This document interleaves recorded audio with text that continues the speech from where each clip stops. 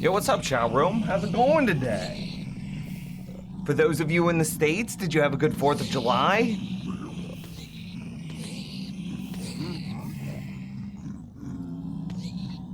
Yeah, we're gonna jump back into Minecraft, jumping back into the hardcore world. All out, man, all out. Let's go. I actually have, 2 games that we're gonna kind of play today. I'm just here to have fun and be me and do my thing, and I'm gonna do that. And so I'm gonna start the soundtrack, the game soundtrack that we're gonna listen to today. And I'll wait to see how long it takes before someone recognizes this soundtrack. Because this will be the second game that we play at the same time.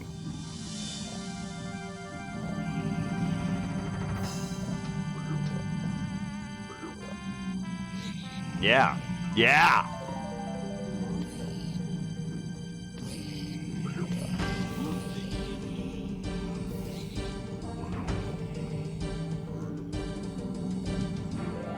It's not RimWorld. I don't think I could play RimWorld and Minecraft at the same time.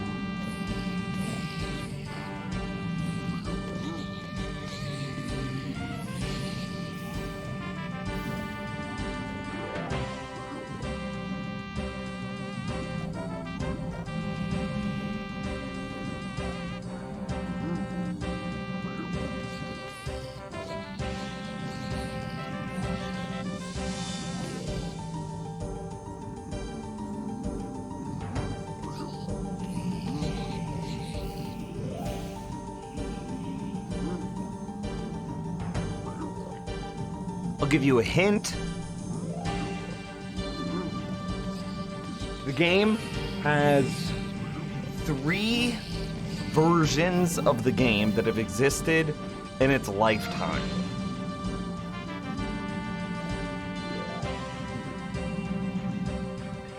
It has, you could argue that there is a 1, 2, and 3 of this game.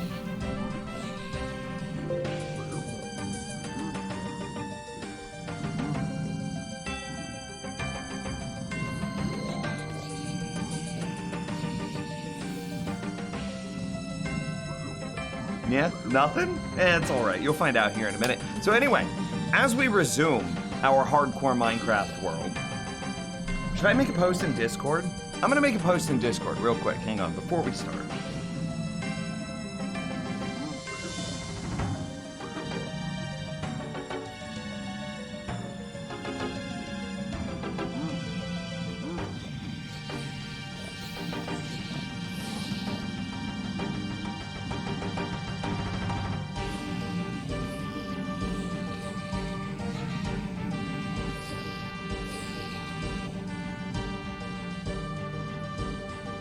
Yeah, the bot that we had that would do the shouts for us, definitely broken.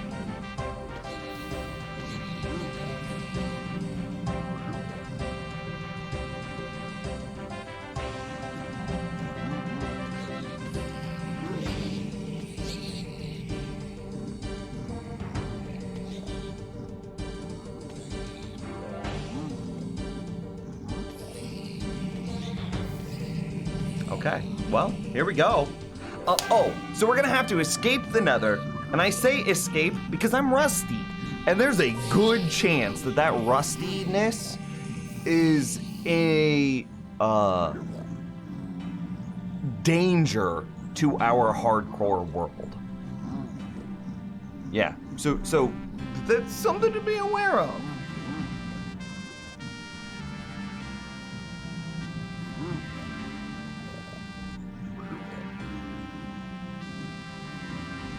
Anyway, here we go. This is it. You're gonna see the reveal of both games that we're playing at the same time. Yo, what up, chat room? It's your boy, Mindscape. Hell yeah. And I just realized that I actually set up RuneScape incorrectly. I am doing a thing in RuneScape that like power levels my character. I'm just leaning into the fact that I really like AFK games. I really like building machines or using systems that allow me to play a game without actually playing the game. I like that.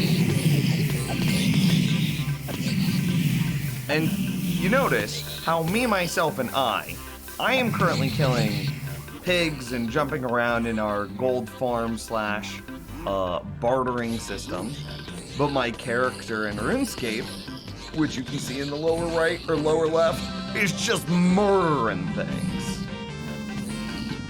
Well, I'm doing a trick there that allows me to just keep murdering stuff endlessly. Yeah, it's pretty good. No dying because of rustiness. Yeah, I mean, that's the goal. That's the goal. So the first thing I need to do is I want to get back to the overworld. Refamiliarize myself with the world a little bit. I already grabbed a potion of fire resistance.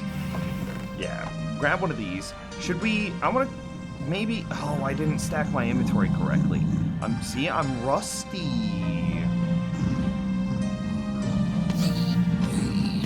Everything else looks good.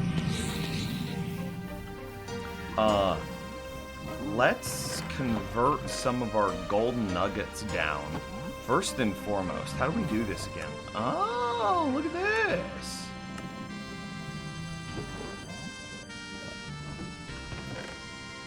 And see, I'm just murdering things in RuneScape, getting tons of experience, becoming the most powerful scaper in all the world. Not even close, actually.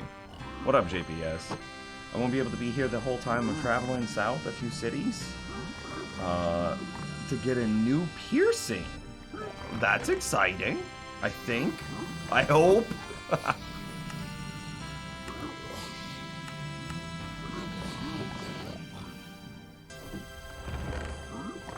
Is this all the nugs that we got?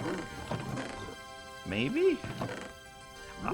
I have an AFK. Oh, look at that. That's a lot. Yo, eyebrows, what up? Oh, we don't have sub sounds turned on. I still need to get that figured out too.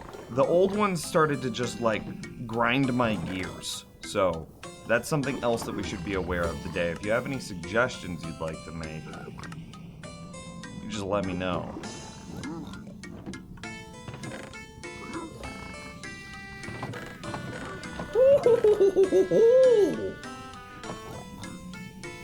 Metal Sandman, I appreciate you.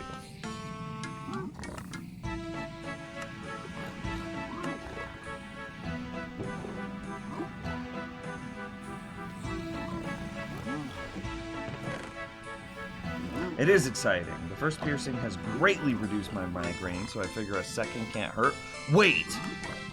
I'm gonna need a description and explanation. You got a piercing that reduced your headaches? Well, okay, I don't want to marginalize. That reduced your migraines? How does that work? Is that a thing? Did you just hack the human body? Reported.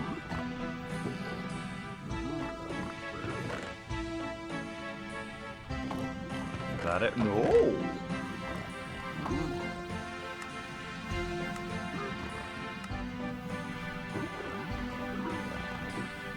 And we are playing in 1.17.1, by the way, which means that the world has been updated, which might cause some issues. We don't know yet. I'm feeling kind of some frame droppage, but I don't know if that's just me being a shitter or if that's like Minecraft.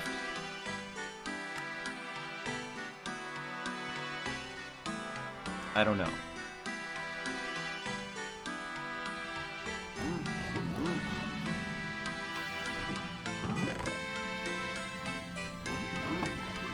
Do you mean the Villager Game of Thrones theme got old? Yeah. Yeah. You got me. Oh god, this one's completely full too. Well, I think that's a good sign, though, right?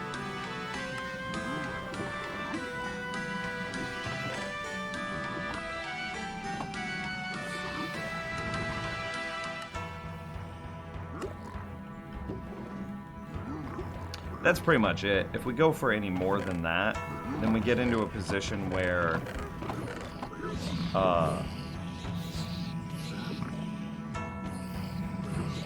yeah, we'll get into a position where,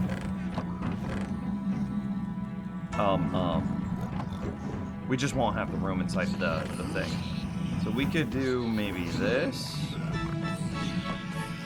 This will be a full stack of gold with a little bit of surplus, which is pretty much what we have room for. We kind of have room for another full stack, actually.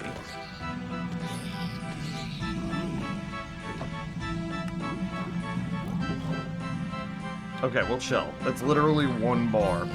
And there it is. Okay. Look at me just murdering this stuff. And see, this is what I was supposed to do. I was supposed to fill my inventory and then pop over here and blast some zombie pigmen's ankles off. I wasn't here in a long time. Is this still the same hardcore world? It is! Yes. Yes, sir. Supposedly it has to do with pressure points or something like that. I don't know. Either way, I've gone from 15 plus a month to about 3 to 4. That's huge! Reduce the severity and length of my migraines. That's incredible. Yo, what up, Retro?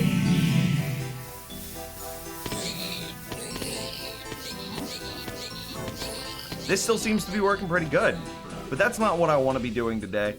This place is kind of still pretty dangerous, so we're gonna leave. And we're gonna go find a safer place for us to be. Hang on, let's drink a potion of fire resistance first, just to be safe. Because I want to fly out.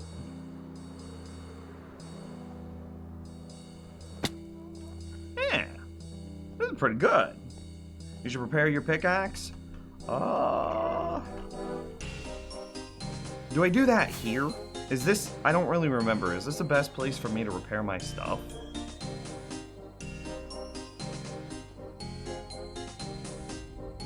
This machine seems pretty laggy.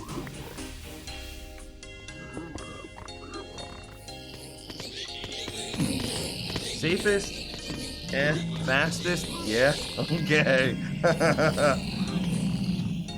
Look at me getting like 50,000 experience per hour. Oh, so good. Okay, so I'd have to offhand it, right? Well, I do have fire resistance on. Here, let's go ahead and put the netherite chest on.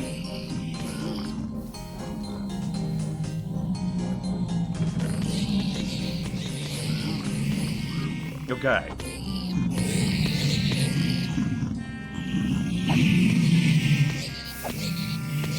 Do I have an auto clicker? I don't remember if I do. But like, look at how sick this would be. I can just auto click Minecraft and auto attack stuff in RuneScape.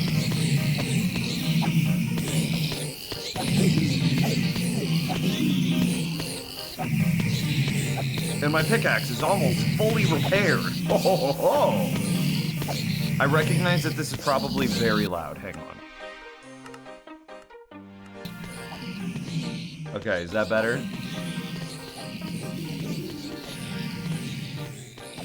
Macros are illegal in RuneScape? They sure are.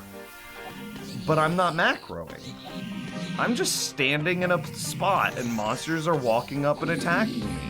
And I have auto retaliate turned on so my character fights back.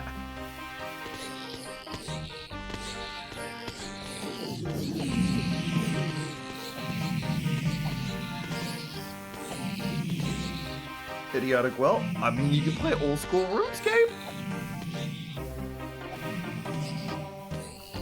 This has mending, right? No, it's got infinity. I'm just dumb. Okay, that was me being rusty. I just tried to mending an infinity bow.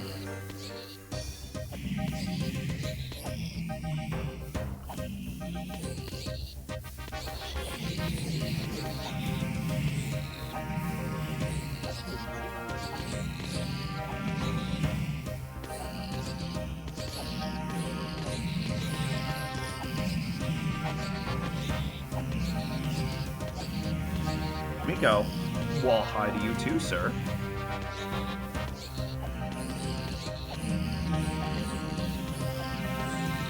Grog, I just saw your message. How the hell are you? I'm good. Had a good. Actually, I would venture to say that I had an excellent 4th of July.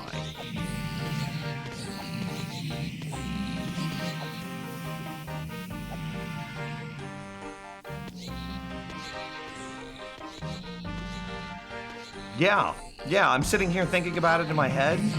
Yeah, you know, I'm Midwest American, so 4th of July was our Independence Day.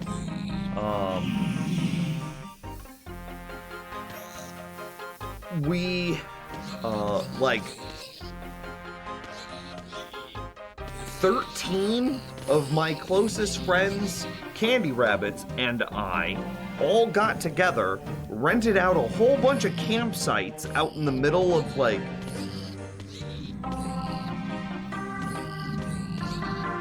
middle of Missouri, and we just camped for like 3 days, 2 nights. It was sick.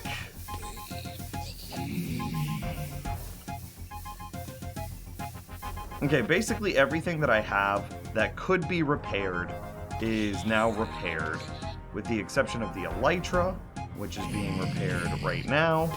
Okay. If it can be repaired, it's fully repaired.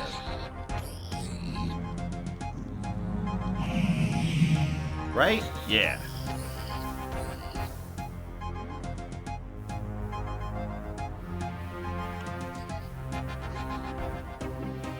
If it can be repaired, it is repaired. Sick. Hi, Nims, you remember me? I remember the name Luca. I don't have any specific memories associated with the name Luca, though. Does that count? I don't know if it counts. Let's see, how far did we fill this up?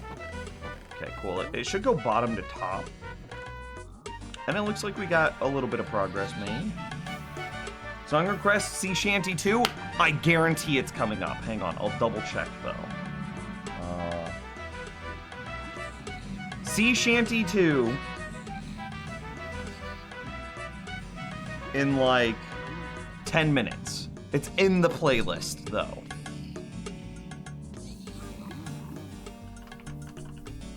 How we good? How are we doing on like this stuff? Pretty good. That's just that's almost a full double chest of obsidian. That's wild to me. I don't know why I checked that chest. And also, almost a full double chest of crying obsidian. It's 3 double chests full of nether brick. I don't have all that much blackstone. I keep using it though. Okay, the bartering system. We should take a look and see if the bartering system is still working correctly. Where's that nice number?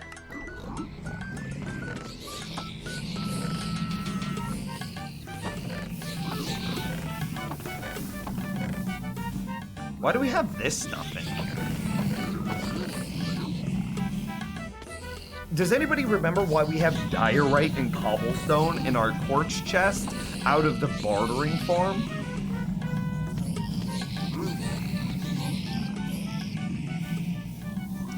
I don't. Flame Wheel, what's up, man? How you doing? So you can craft cord thing? I don't know what that is. Cord thing. Oh, that's a shovel.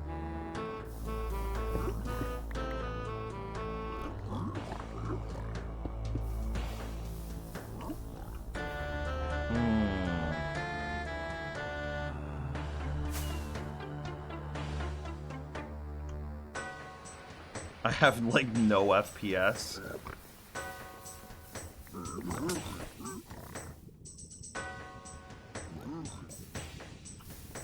It looks like the system, there might be a problem. Because it's supposed to drop a gold ingot the moment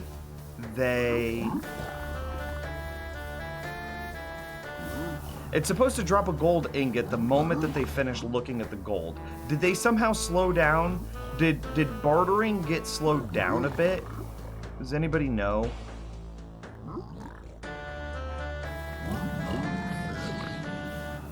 I really don't like standing on my redstone. If a gas blast shoots at us, it's just dunzo.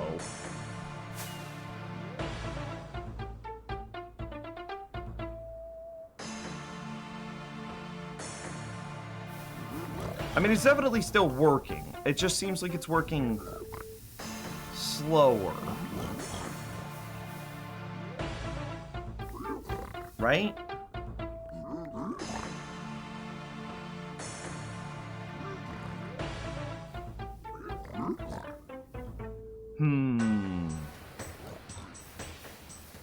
I helped you with your witch farm killing chamber in chat. Just thinking? Okay, I mean, I still don't have any specific memory associated with that, but I do remember your name.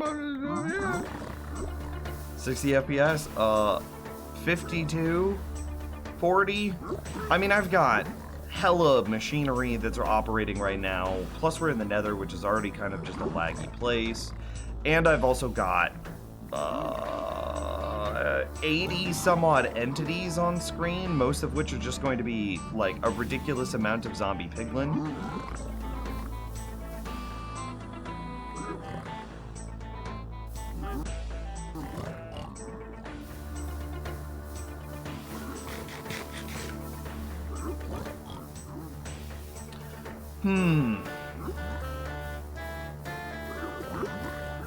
Does anybody know if they changed the speed in which piglin barter?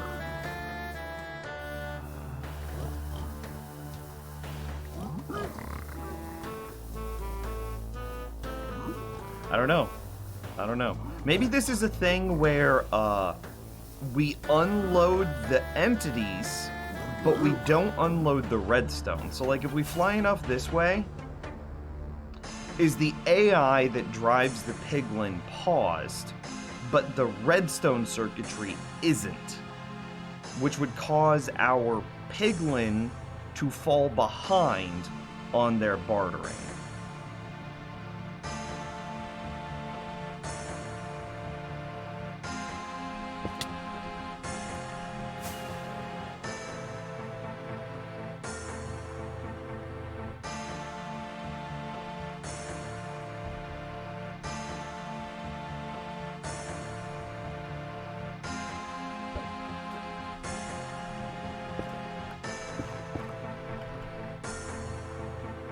That's the best guess I've got. I think that's true. The lazy chunks at the edge do process redstone a bit differently than other things, if I remember correctly. Yeah, I'm imagining that the redstone stays active. I don't think redstone can be processed differently, but I would imagine that the redstone stays active, but the... Oh, that was just bad flying. But the piglins wouldn't.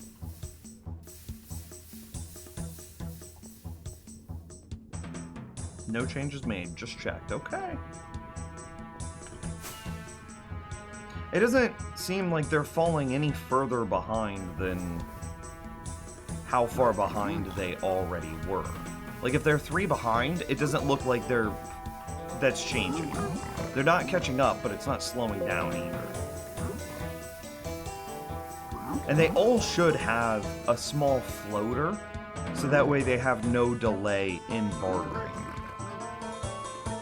Keep our head on a swivel for ghasts.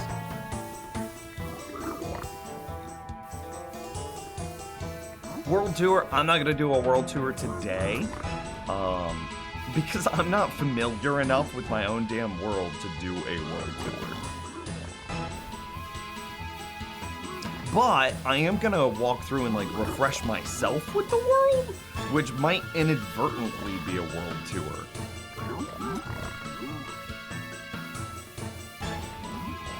Yeah, okay. Looks like it's working well enough. And like the things that we care about, obsidian, crying obsidian, it looks like those are going off. I think that we wanted something. Does diorite and cobblestone do something when you combine it together? It makes diorite slab? No, that's not what it is. Is it quartz and cobblestone that does something when you put them together? Ah, that's what it is. So if you combine cobblestone and quartz, you get diorite, and then diorite is what we've been using to slab the nether. That's why I have all of those things in a chest together. Oh, and Eyebrows literally just said the exact same thing. All right.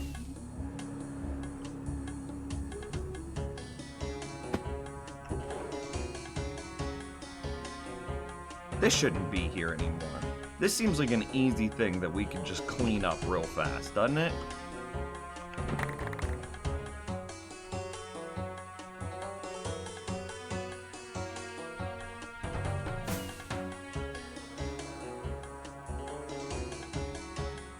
And how do you make respawn anchors?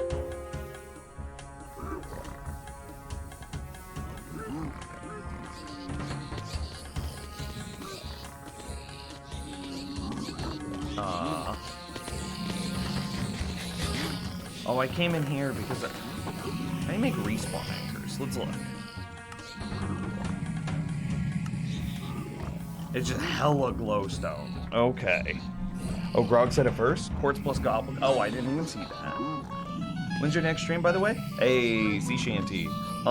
Probably tomorrow.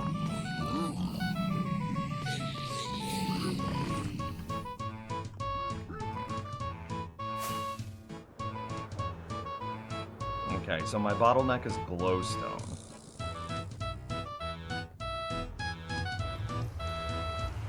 What's the best glowstone farm in the game? Woo, this world is laggy.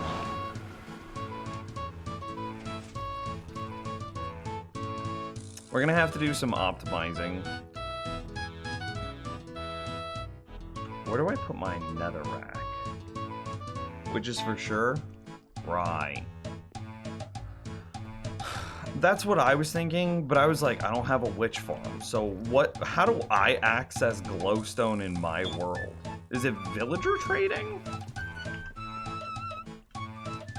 Oh, there is no respawning, but a respawn anchor is just like a bed. You can place it down, but if you die in a hardcore world, it does nothing.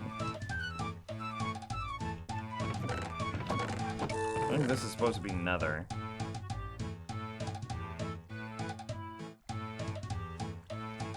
I've got a lot of netherrack. We'll just trash this.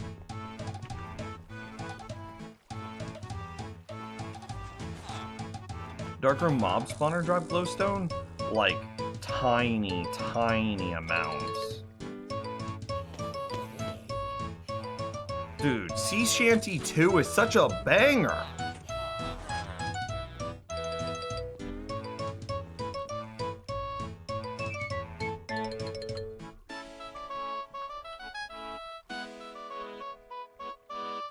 This is stuff I need to organize.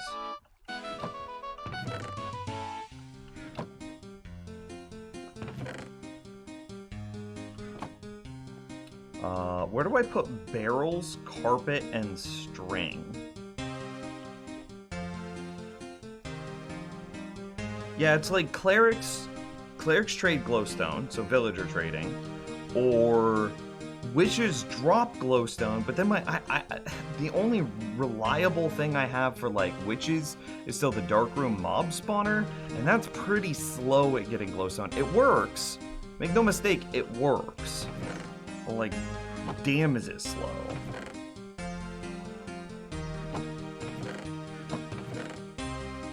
Yeah, no. String, I'm gonna put string in this. String considered a mob drop from spiders?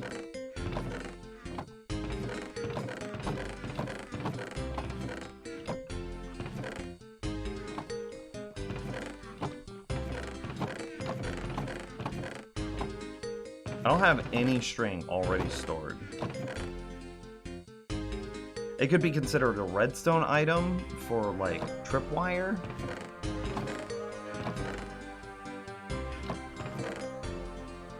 Egg, egg, egg, egg, egg. Totem.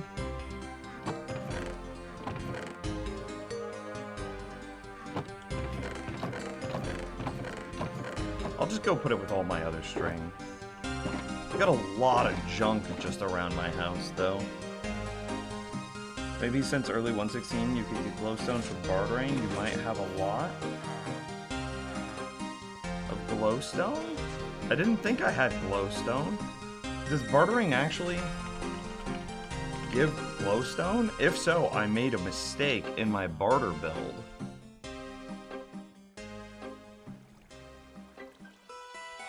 I don't think it does, though. Okay, here, I've got the chart pulled up. Book, boots, potion, water bottle, iron nugget, ender pearl string, quartz, obsidian, crying obsidian, fire charge, leather, soul sand, nether brick, arrow, gravel, blackstone. No. I don't think that bartering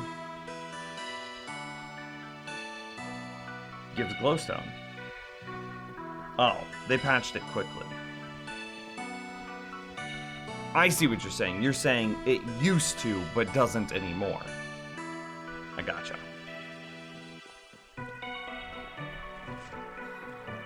Oh, hey, my character in RuneScape. I ran out of shield potions. That's fine, I don't care. I ran out of shield potions. Hang on. Let's see if this room still works. I don't think I can die, but like, we're gonna just run away and hope not. Okay, we need a dream.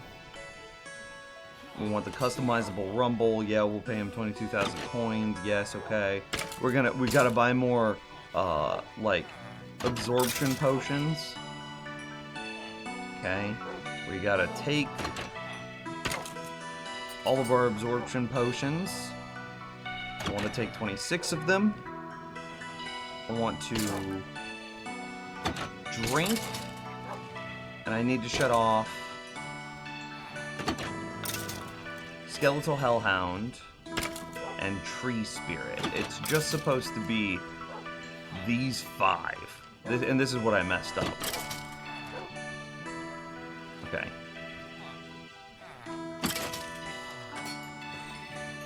Accept.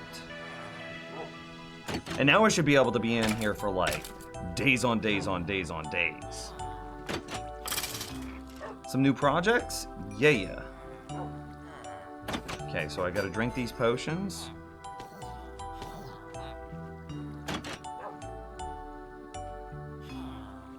They give me like a giant absorb shield, so that way I can't take any damage.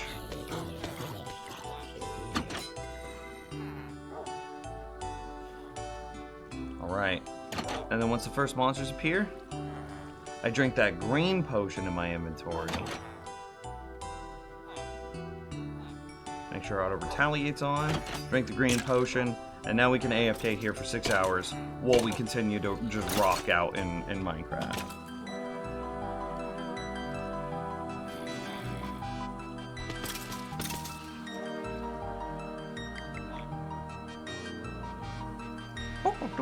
Got some new projects. I'm probably going to try to clean up some old projects by like killing these Endermen that are just currently. Oh gosh. I have like a tickle in the back of my throat all of a sudden. The Endermen, which have teleported. Let me take a drink of water.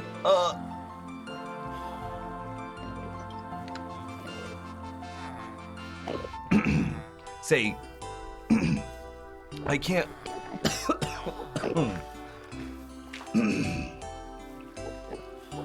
Come on. It's like I have like a peanut in the back of my throat or something. It's wild. Didn't you fix the Enderman problem already? I did. This design is just old. You did a hydrate earlier? I'm not really big on the point redemption things anymore. I wanna retire those too. But because I am choking, I will go ahead and redeem another hydrate.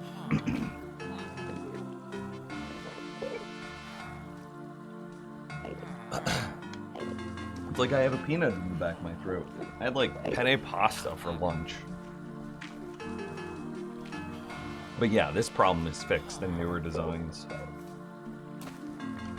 Yeah, I'll just get rid of the things that make me a monkey.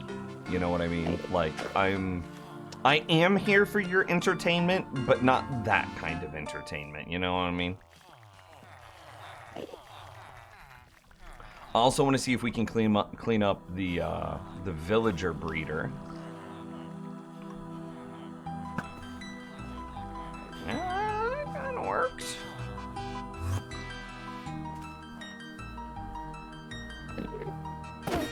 Am I playing with fire? I'm probably not good enough to fight Enderman anymore. And my frame rate is very low. I need a new graphics card. I just fell into a hole.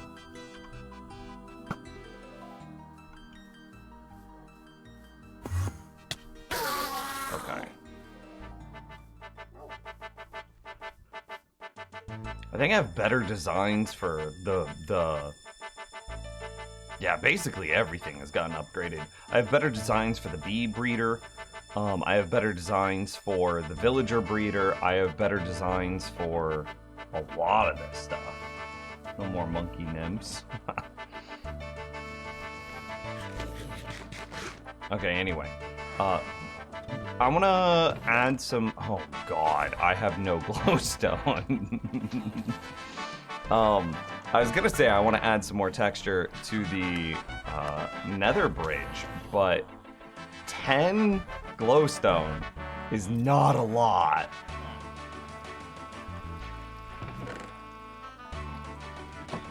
What about villagers? How are we doing on, like... Who sells my glowstone?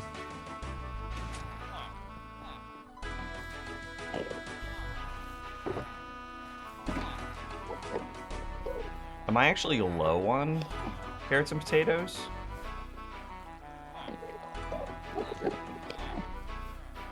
I mean, maybe.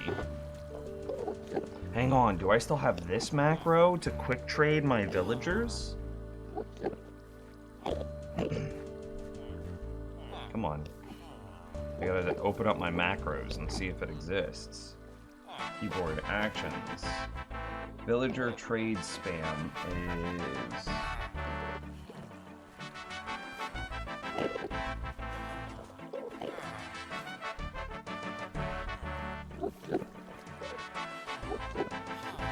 This button.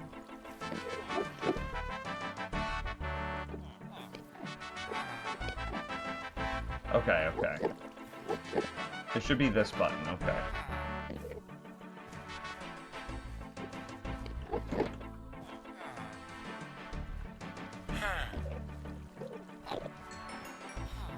It didn't work.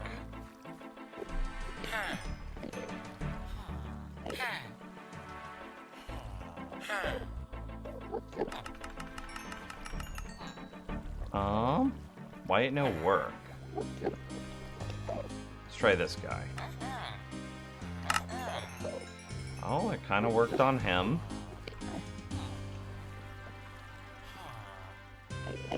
That's it. That's all the carrots they wanted. Is this the first hardcore game in a while? It is. So it's kind of scary. Because I'm bad. Oh. Why didn't it work the first time I pushed it?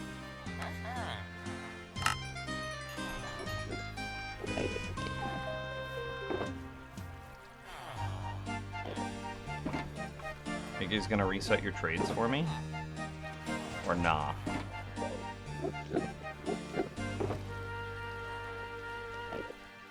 Oh, I shouldn't have done it this way.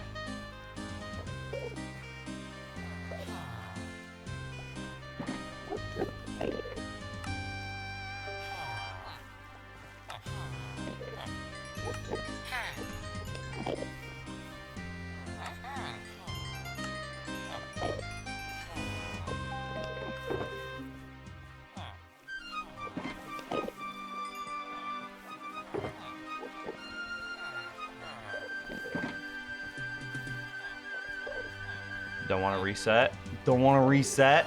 It's fine. Did I ever put a trash can over in this space?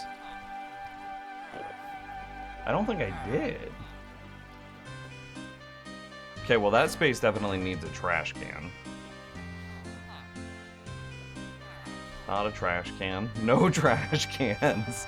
No trash cans to be seen. Let's see if the trash can in the bedroom worked. Oh yeah, it did. It isn't full empty though.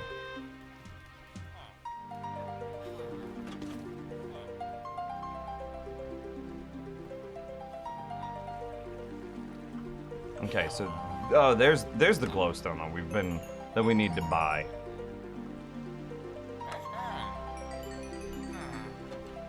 Master Gareth Law and Christopher 8777.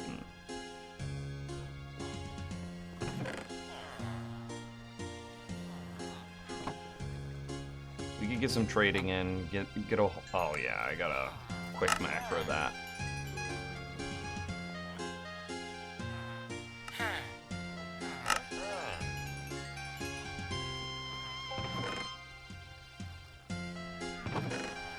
They buy string? No.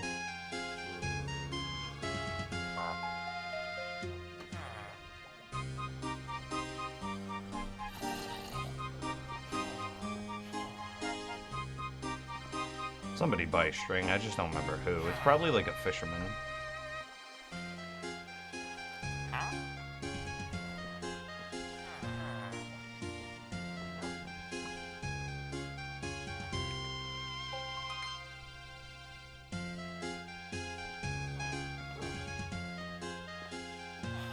How quickly will you reset your trade after the new day? Well, we can add those. That's a bit better.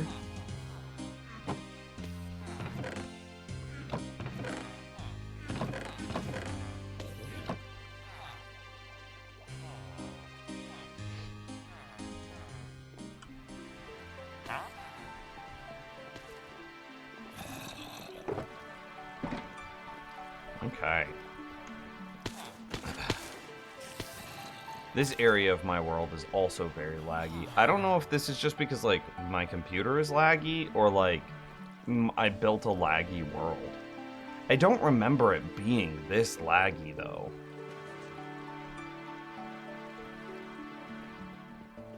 Like, 20 FPS, man. Hang on. Let's get to a spot that should be significantly less laggy.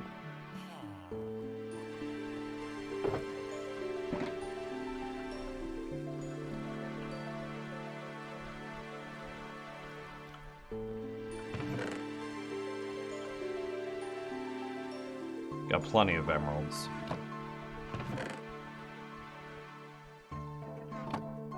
What is the left thing in the corner, by the way? It's the other game I'm playing at the same time. Don't judge me.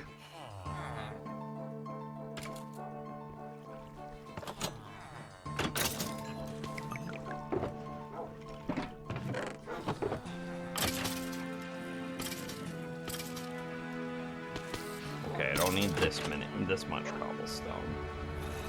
That should probably do. Do I have a crafting table in here?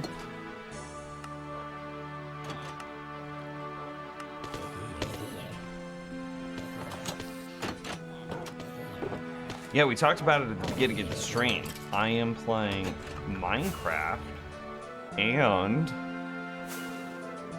don't judge me, RuneScape.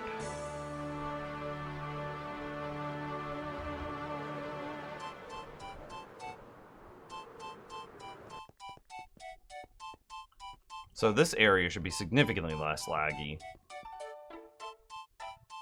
It's not great.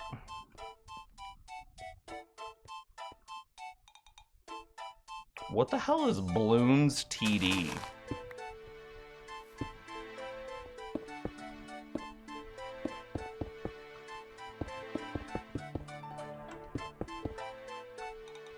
playing 2 games at the same time, complaining about lag. The other game is like a 2007 game.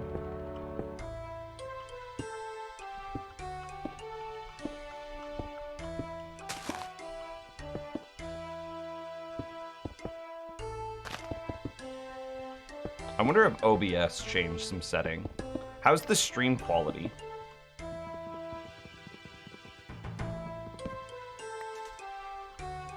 Well, RuneScape is older than 2007, but not this version of RuneScape. So this is actually, if you really want to get technical, this is RuneScape 2.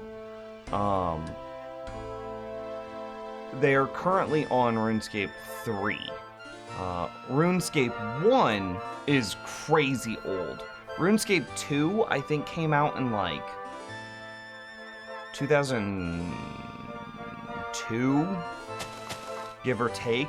The reason that I say this is 2007 is because this is frequently referred to as 2007 Scape, because that's when RuneScape 2 was in its heyday.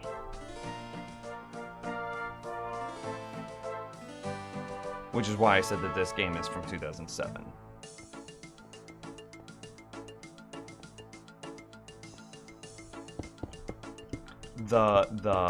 So what they ended up doing is Jagex, the creator of RuneScape, ended up upgrading and tried to make RuneScape 3. People did not like RuneScape 3. So they allowed their paid member players, so like a subscription service very similar to World of Warcraft, to go back and play RuneScape 2. People loved it, and they then brought RuneScape 2 back and gave it a free-to-play area as well. Very similar to what the game was when it was originally released.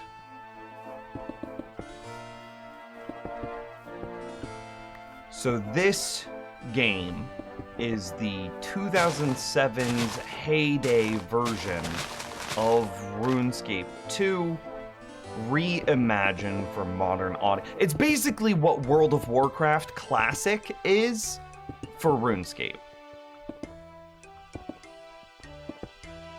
Yeah, and it's colloquially known as either OSRS for old school RuneScape or 2007 Scape. Oh, which you can't see either of those because they're hidden by the game. Can you see them if I bump them enough?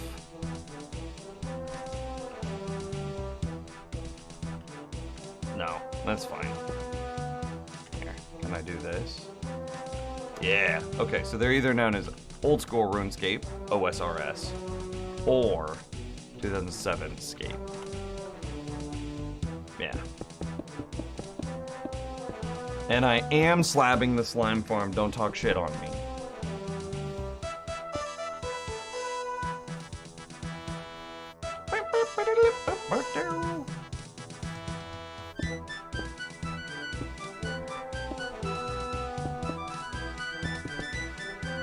Excuse me, that's not where you belong.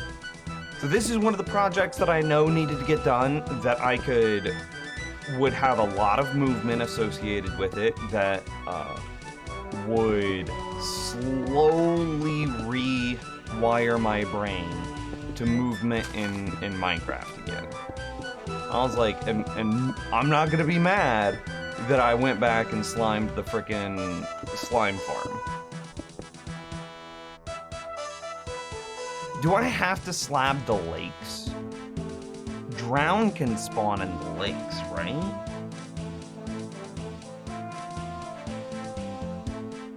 Is that a problem?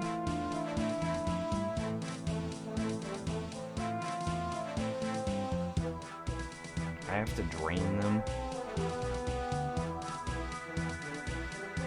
Can we make that just Future Nims' problem?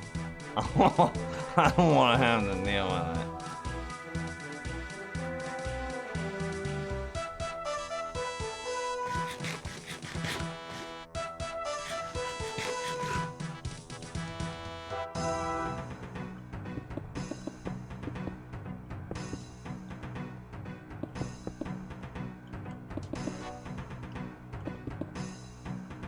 Why are we slabbing, by the way? This is a good question.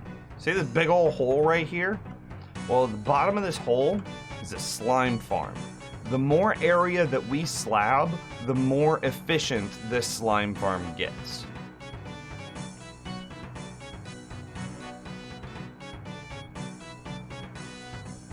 And I'm not doing a very precise slab here.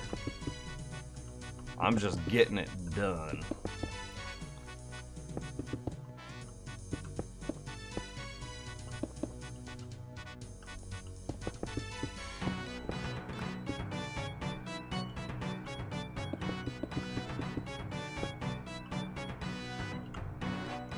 Yeah, I do think that we'll have to clear the rivers. I think you're both right. I think that drowned will spawn. I think that makes it more likely that... I think it's more dangerous for us if drowned spawn, because I don't know if it's expressively possible for, like, a drowned to spawn here, and then to somehow, like, try to get close to me, stand on this edge, a second drowned to spawn, to push him down. He then lands, say, here, or in the water. Either way, he lives. He could then walk, and now he's here. And I think this is then a jump that the drowned himself could just be like, blap, and attack me while I'm AFK.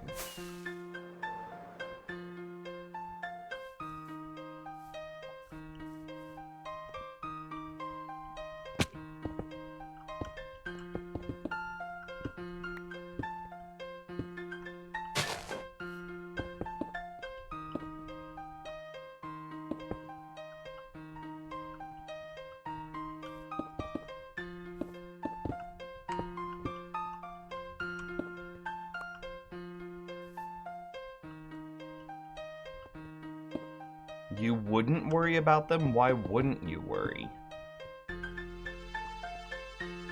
Aren't they one of those mobs that's like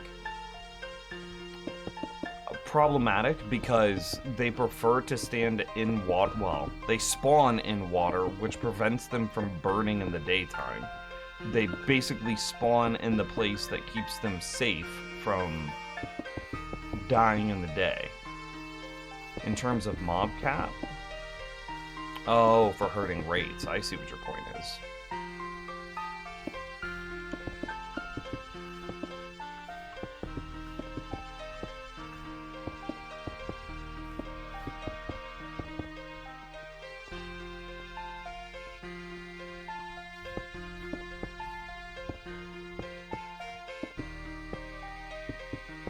Is there a way that I could just, like, speed walk this?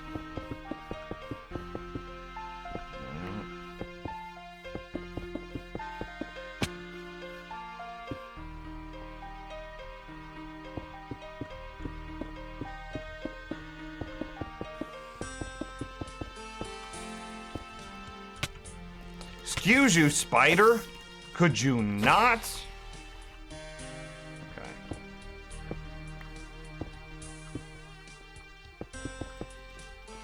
Okay. So I mean, this is a pretty good example of what we're trying to combat.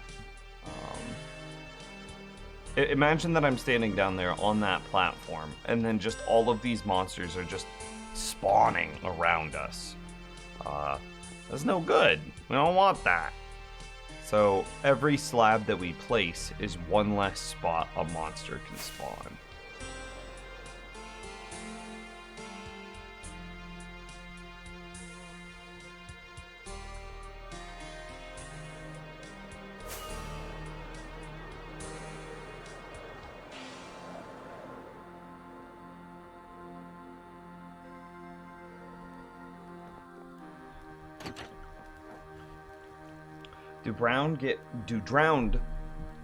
Drowned do burn if they get up, though.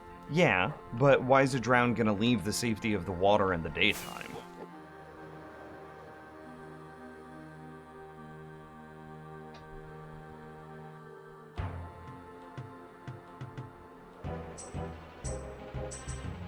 To hunt me?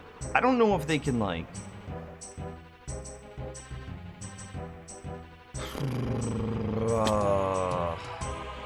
I don't know if they can detect the player from that far away. It would have to be, like, serendipitous if they would. And do monsters leave shadow or water to hunt the player?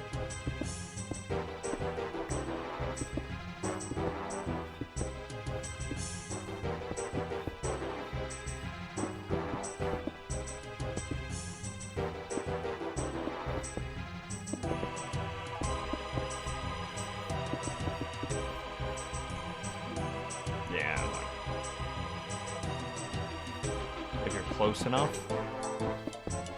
If you say so. It doesn't sound right to me, but then again, I'm very rusty. I am just slamming out these, like, 3-block sets, though. That's pretty good.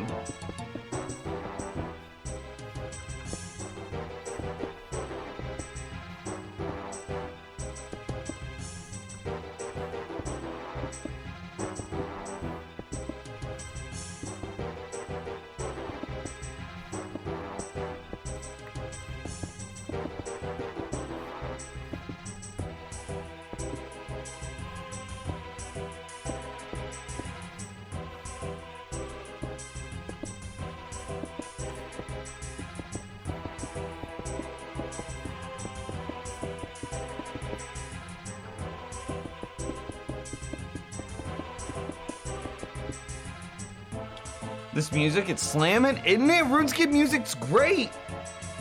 And like, look at my little dude in the lower left. He's just like stabbing these monsters over and over.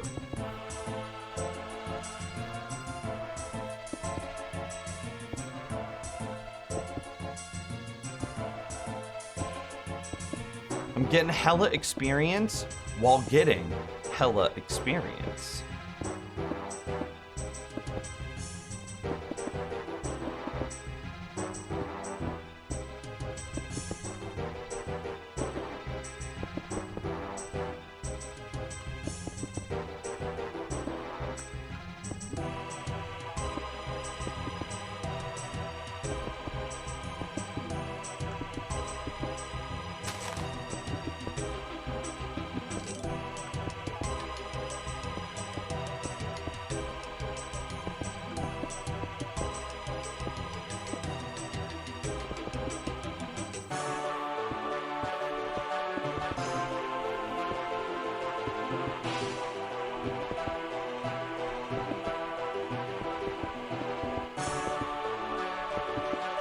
Drown are passive during day to players outside of water. Boom, there it is. So Drown could spawn in the water, consume my mob cap, and effectively never despawn until I leave the area or go kill them.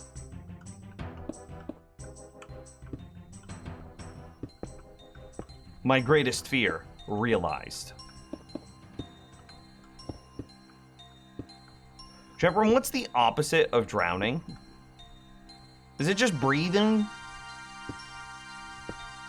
If you were to make a mob that were the opposite of a drowned, what would that be?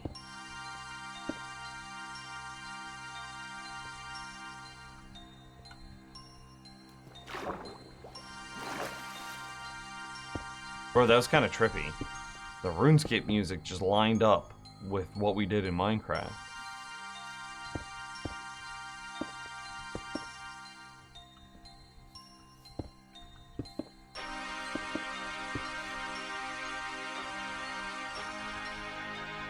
Something that drowns in water, so a blaze.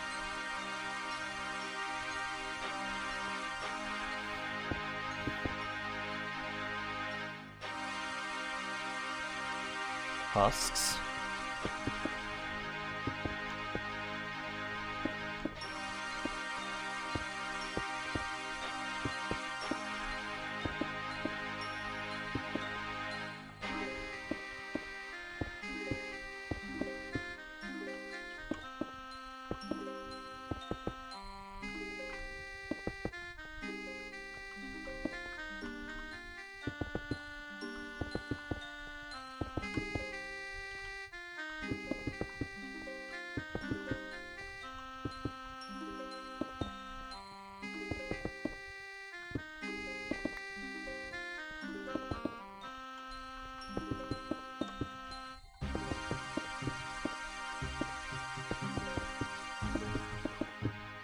Oh, so much progress. Husk spawns in desert, doesn't burn in sun. But does it die in water?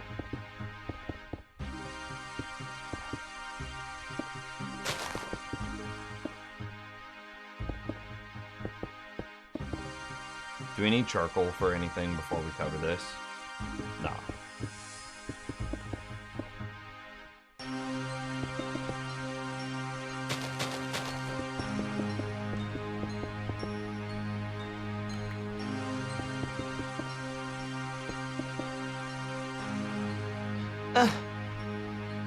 I'm out.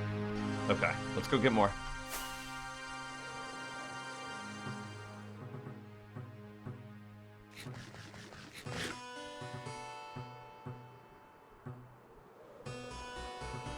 Let's check on our game a little bit. Okay. Drink some more absorption potions. Doing good, doing good.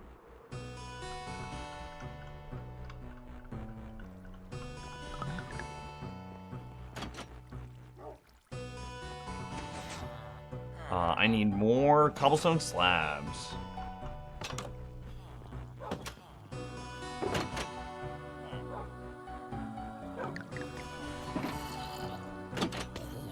Yeah, that's fine.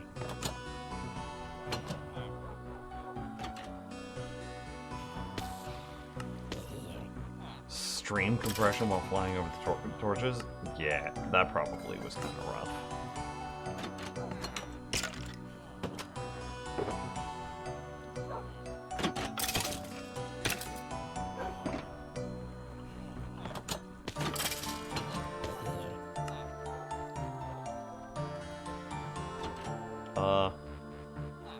I don't care about that.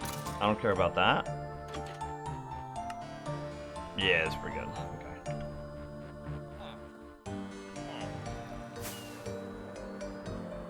What is Cafe Dazer?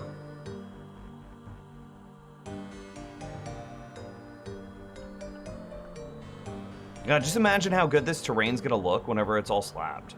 It's gonna look so good.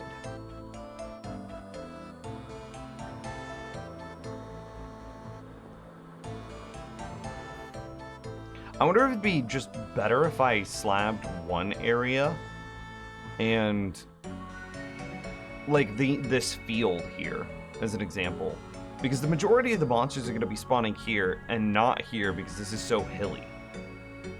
But this is very flat, so they're like, hell yeah, give me that flatness. It's like Kansas, and nobody likes Kansas, chat room. Not even Kansans like Kansas.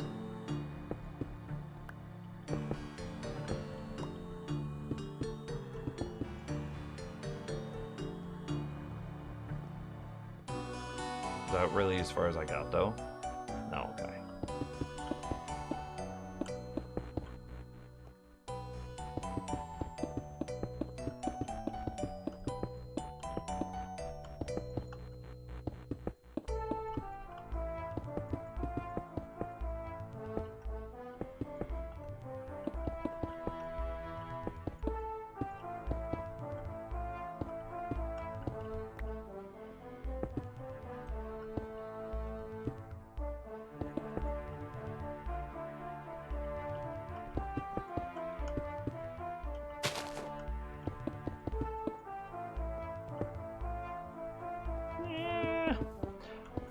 Do we continue this like spiraling pattern that I'm working on now, where we just slowly expand out from the center?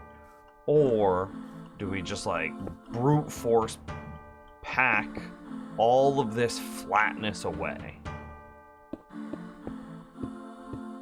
Yeah. Oh yeah, I wanted to do something.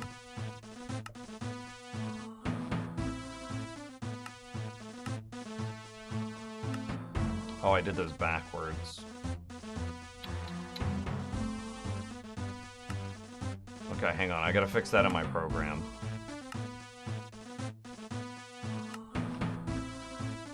Yeah, okay, hang on.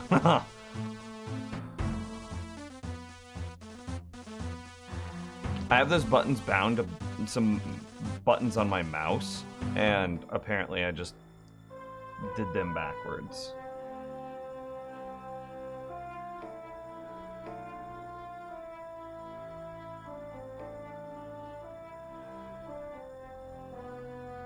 Okay, that's supposed to be 1, and that's supposed to be 3.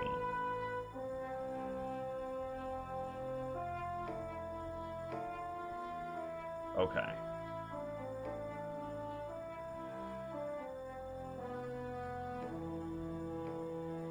Close. Okay. Because I can reach 1 through 6 on just the keyboard pretty easily, but like whenever I have to get over into those like 7, 8, 9, well, I can't. I just can't. My hands aren't that big. But now I can just be like 7, 8, 9. I wonder if it would have been easier to bring a beacon over and flatten it first. I kind of wanted to keep the natural terrain under it though, right?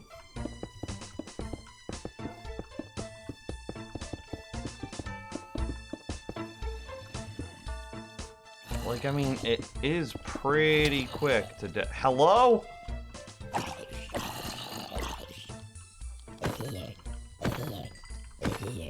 Okay, I can still crit attack pretty well.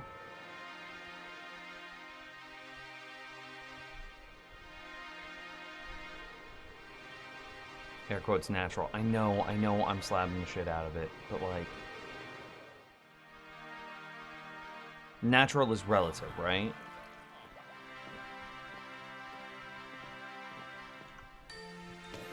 The battle's too far away.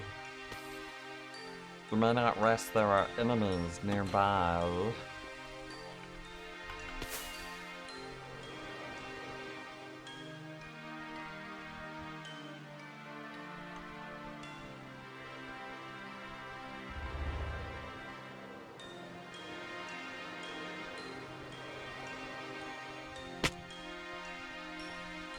What was that in this? Oh, this is just dogs. What?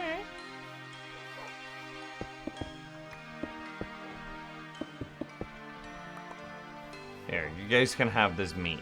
Enjoy.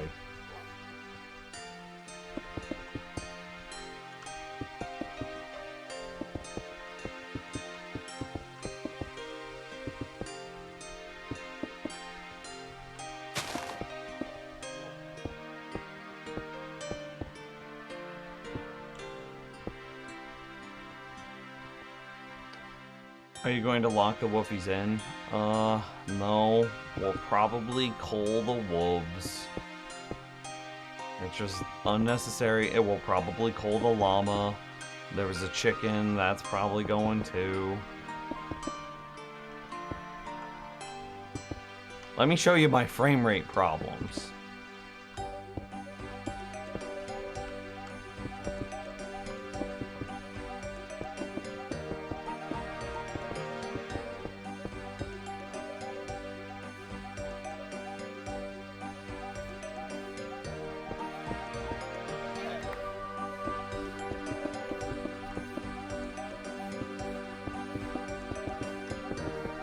Oh, yeah, so good. Where's that llama? Here we go. We'll better have them put down and locked up to starve. Yeah. Yeah. Flap.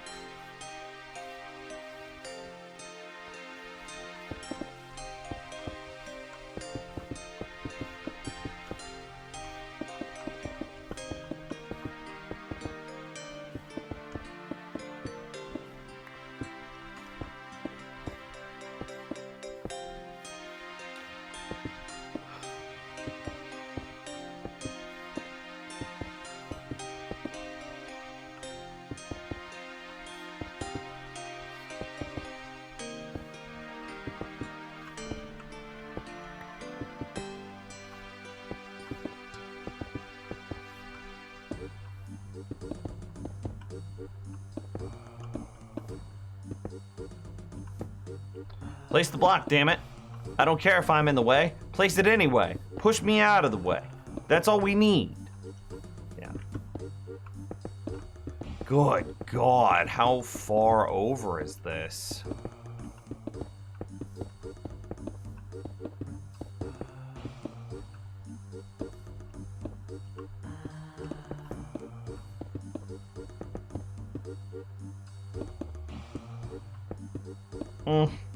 I connected. I did it.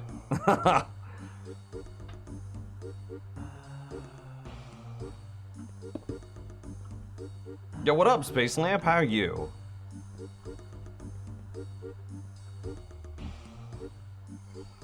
All of it. Yeah, see, here's our border. But everything from that corner inward needs to be filled in. It's a lot.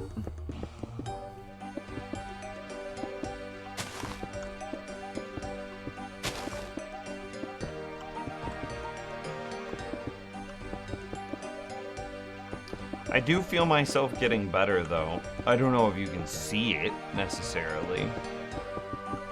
And it's kind of hard with the frame rate. I gotta figure out what's going on with that. I bet it's something with OBS.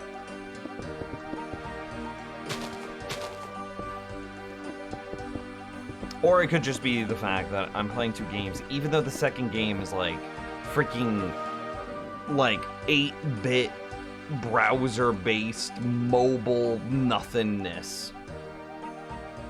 But I don't know, maybe. Then my character, he's doing so good. I'm so proud of you, bud. Stab all those zombies. Here, drink another combat potion. Look at him.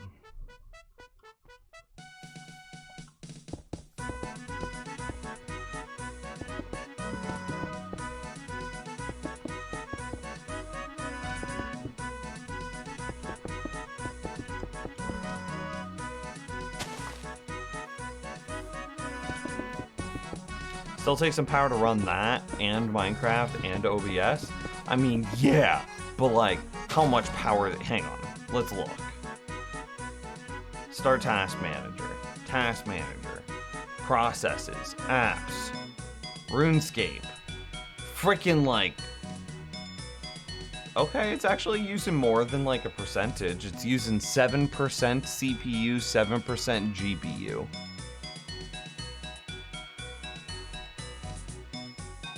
That's not nothing.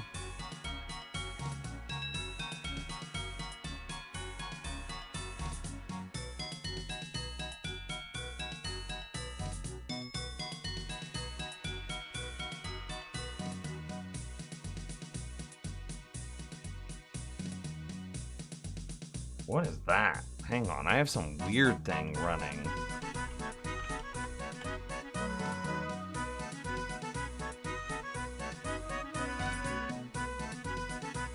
Oh, Windows is running something right now.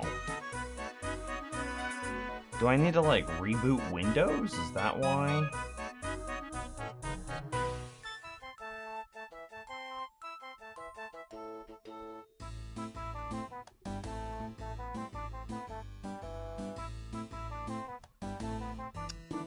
Whatever.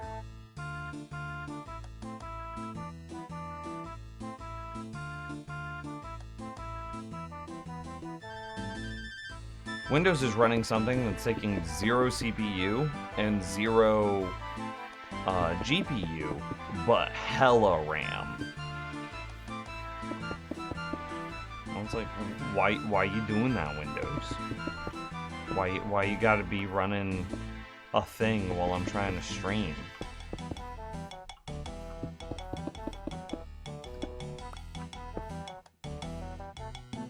To be fair, OBS probably takes more than RuneScape. OBS takes a lot. OBS takes more than the games, usually. The only game that usually takes more than OBS is like City Skylines at 500,000 pop. Which is another game that I'd like to play again soon-ish.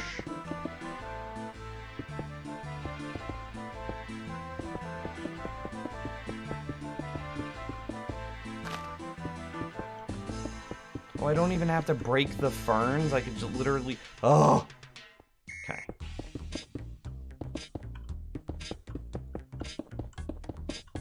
Look at all this wonderful progress that we're making. Holy heckin' crap, chat room. How much RAM do you have allocated to Minecraft?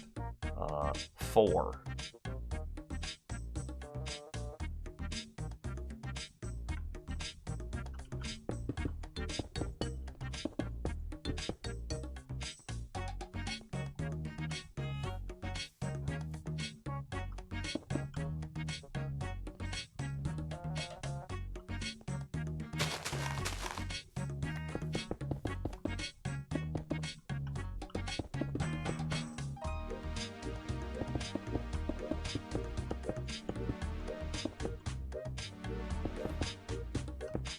there a magical number? I remember testing different allocations of RAM to Minecraft forever ago. And I remember that something was important, but I don't remember when it was.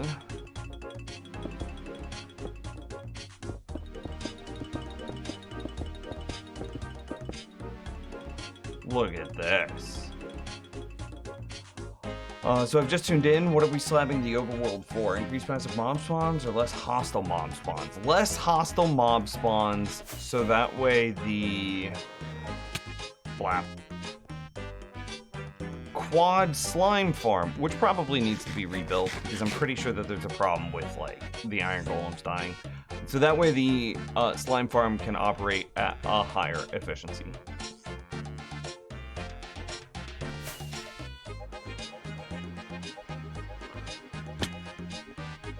I think this also helps the... No, it doesn't help that because I built it so high in the sky. Okay, never mind. I lied. Yeah, this is just for the slime farm. The quad slime farm.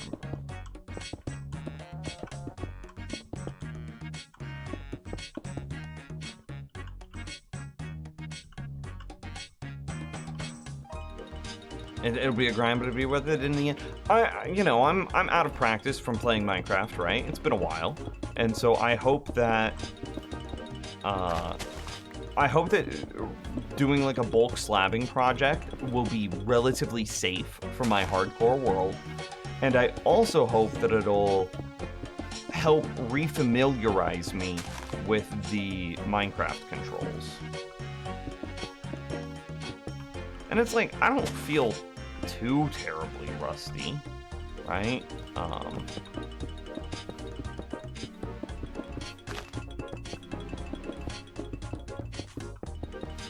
don't feel too terribly rusty, but I'm sure that there is some rust that I am not the player that I was at my best.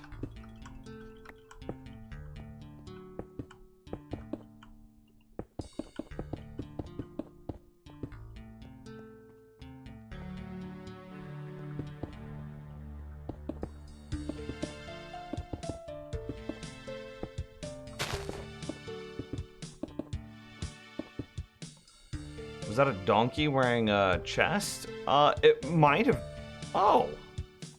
It was. How did you get out here?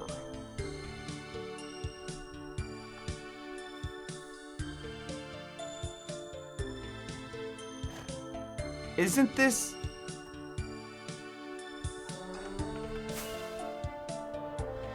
He was a subscriber, he donated something. Didn't this donkey used to live like in a pen? Like right here? And then he just went missing?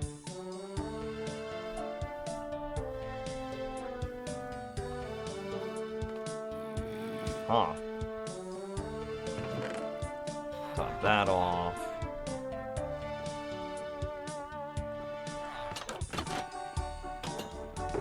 Get some more cobblestone.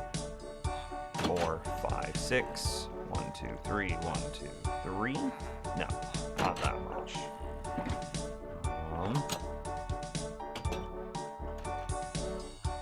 More trash.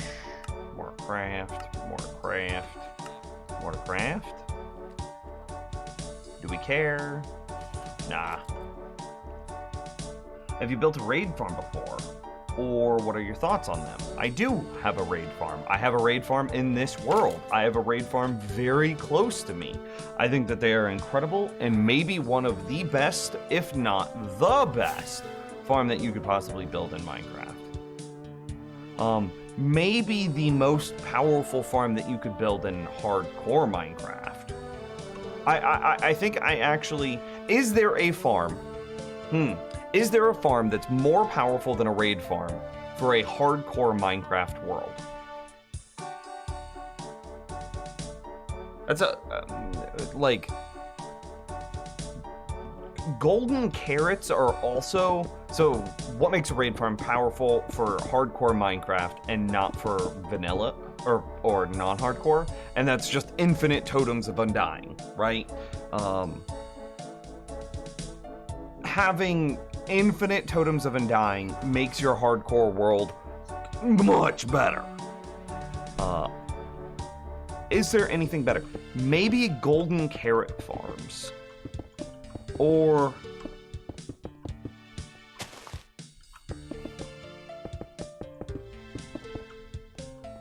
yeah, no, golden carrot farms might be the only other thing that comes close. And golden carrot farms are kind of like villager trading halls.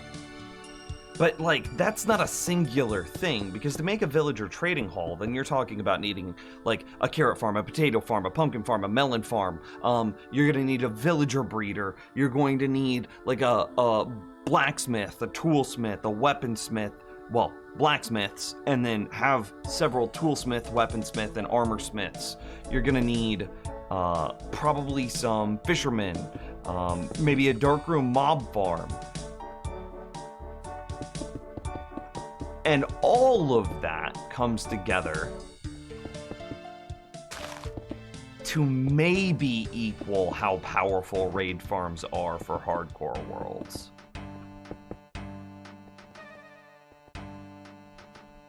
Because all of that together allows you to have the emeralds, effectively the purchasing power, to buy golden carrots and diamond armor as well. That's also pretty good. It gets you, it's like a fast track to getting you protection 4, which is effectively protection 4, 8, 12, 16, because you're gonna have 4 on each piece. So it's effectively a fast track to get you protection 16 diamond armor.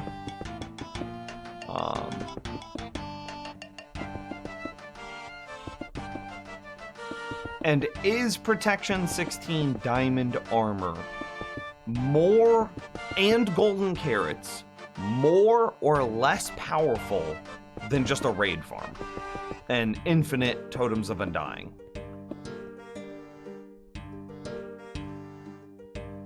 Shulker box farm though?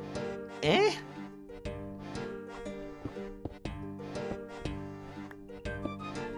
don't know if those are... This is specifically for hardcore Minecraft. That's the question that I'm posing. I mean, if it's not hardcore, then maybe shulker farms are more powerful, because they then handle one of the biggest time hurdles, and that's like storage and storage manipulation, storage interaction.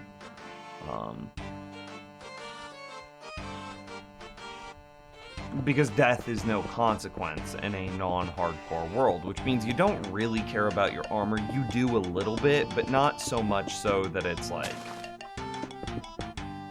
it changes the way you play, right? Because the worst that happens... because it just comes down to time, right? So if you die in hardcore, you lose your entire world, which is hundreds, if not thousands of hours. If you die in not hardcore, then you lose 10, 15 minutes to go get your stuff back or to remake your stuff, which is effectively nothing. So, out of those like 10 to 15 minutes, a shulker farm might be more powerful because of the time that it saves with your storage systems. But totems of undying can save your entire hardcore world. So can things like golden carrots and protection 16 armors. So, is there anything else that might be more powerful than effectively an unlimited amount of totems of undying?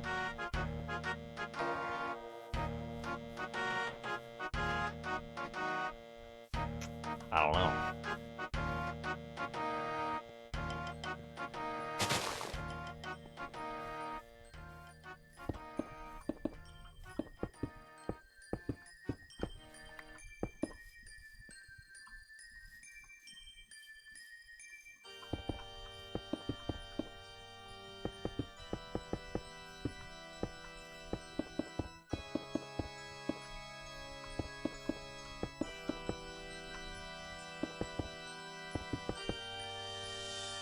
Saw a streamer build a shulker farm, pretty kick-ass. Okay.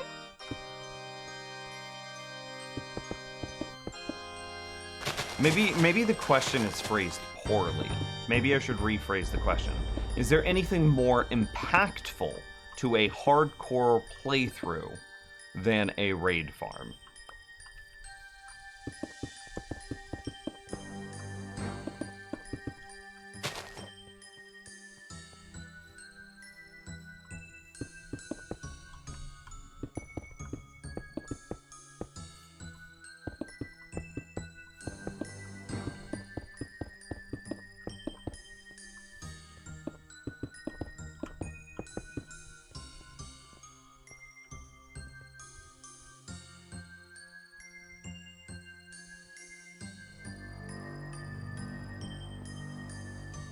You can't put a shulker in a shulker, it's not infinite. I mean, you know what I mean, though.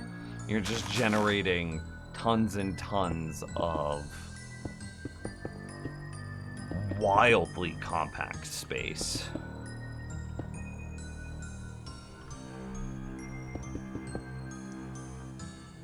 Flying away from dangerous situations with an elytra?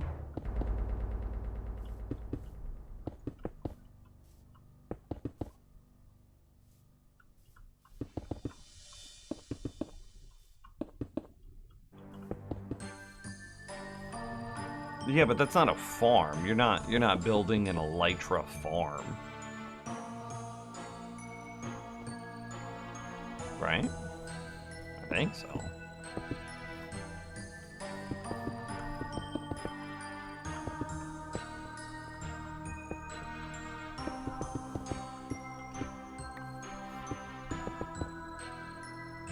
Rockets?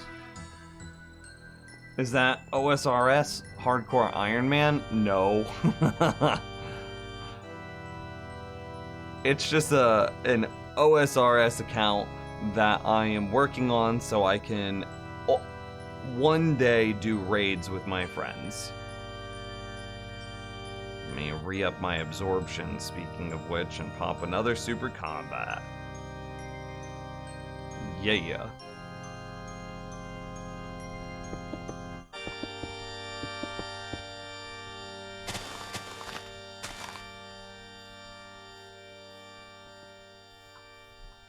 I've never played RuneScape members before, and so this is my first time.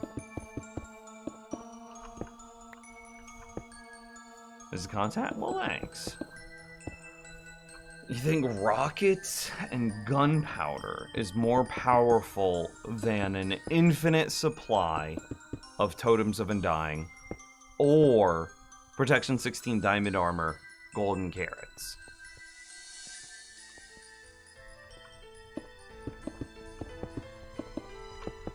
Thinking.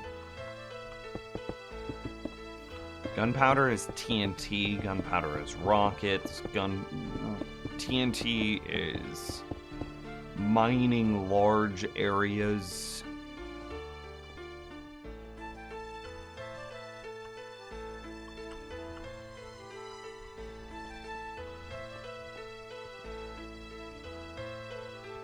Yeah, since a hot... Yeah, no, I'm not... That's what we're gonna do next, chat room. I need to build a hot tub in Minecraft, and then I'm gonna put, like... I'm just going to sit in the hot tub with F5 turned on, crouching, for 4 hours. And that'll be the entire stream. And I expect so many donations and so many subscriptions, it's unreal. Do you starve if you never move? In RuneScape or... I can give you ASMR.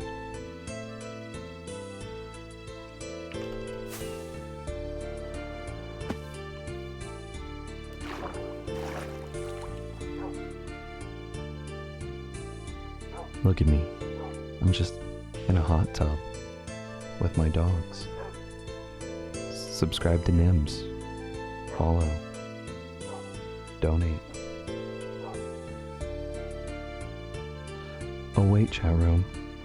I dropped something on the ground behind me. Let me turn around to get that. Oh, don't look. Oh no. You're not supposed to look.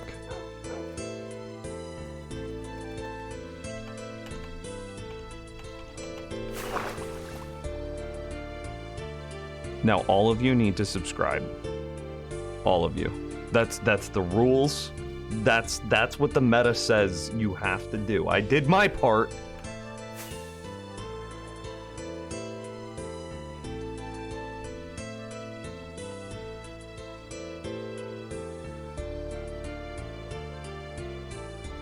You can beat hardcore by digging into a 2x1 hole and never leaving it, so the value of farms is merely subjective. I mean, that's true. You don't, if you never moved in Minecraft,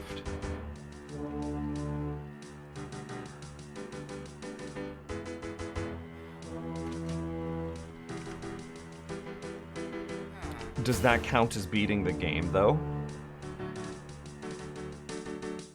I would say that there are several, I mean, you get an end screen with credits after you beat the Ender Dragon. I would say that you have to beat the End Dragon in order to consider having beat Minecraft. And I would say that the vast majority of the community would agree that to claim that you've beat Minecraft, you have to have killed the End Dragon.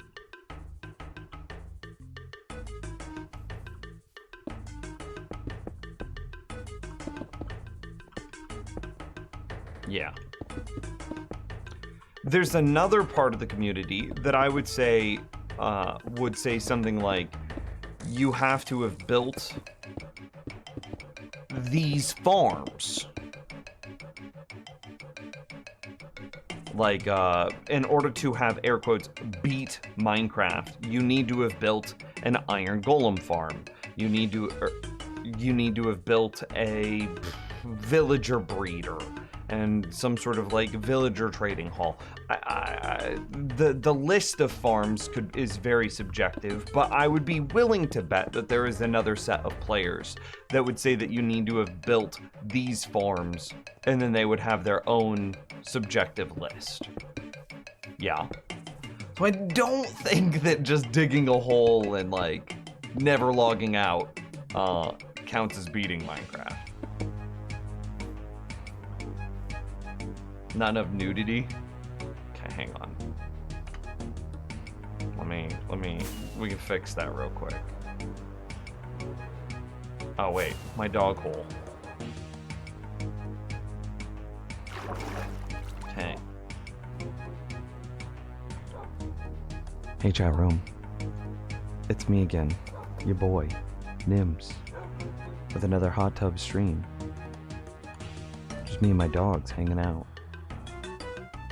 Oh, hang on. Let me change my bikini. Oh, I dropped something on the ground behind me. Oh no, don't look. Don't look. Wait, let me get out of this pool real quick. Oh, don't look. Don't look, chat. Don't look. Don't stop looking. You're not supposed to be looking right now. If you're looking, you're doing this wrong. Don't look.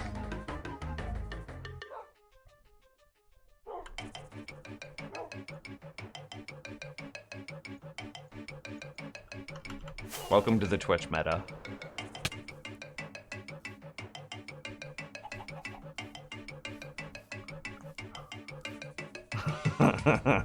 Oh hey, what up? If I kill him, I can't re-enter my base.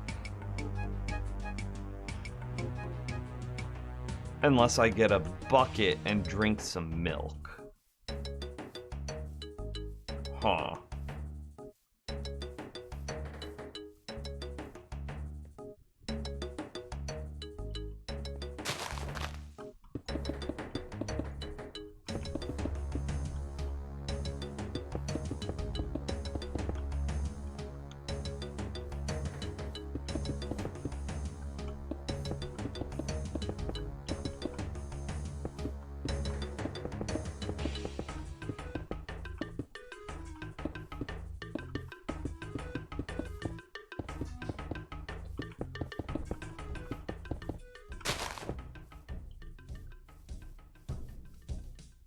Yeah, okay.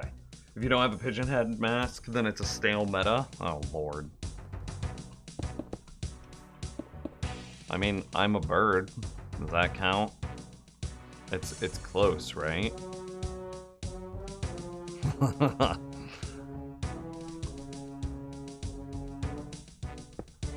How much experience per hour am I getting? 54,000.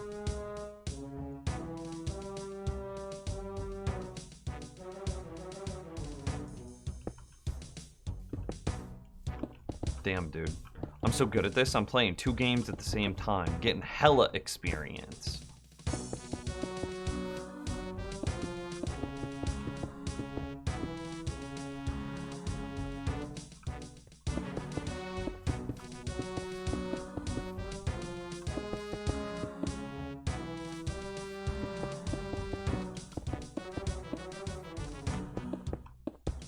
Jerome, what food have you eaten recently that surprised the crap out of you with how good it was?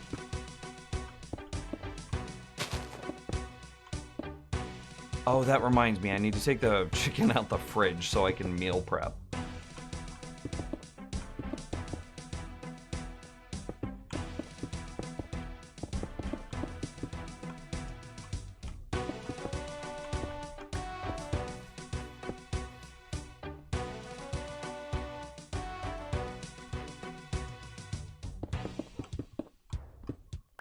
If you think I'm kidding, there's a video of Amaranth doing ASMR with a bit. Yeah, I know. I saw the clip that got her banned. I follow livestream fails too. Yeah, I'm very aware.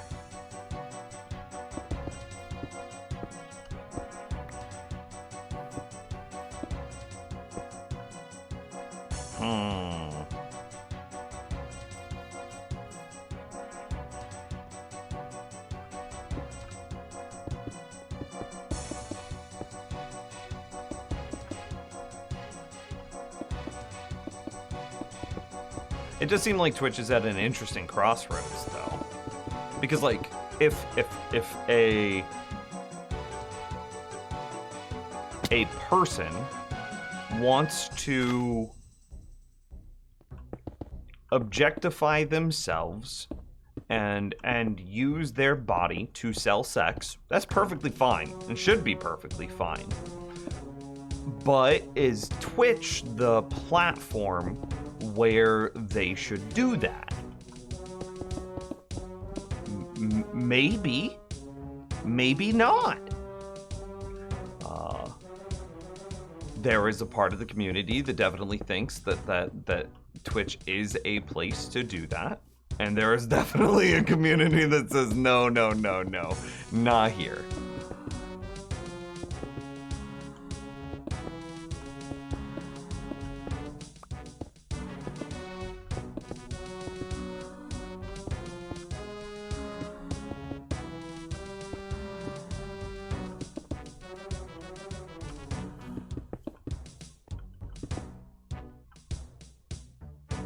Twitch should buy a Mixer and turn it into a campsite. I'm pretty sure just the name Mixer is worth like tens of millions of dollars at this point.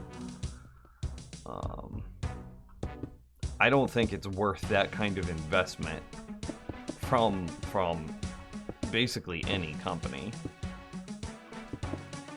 Microsoft tried real hard to make it work.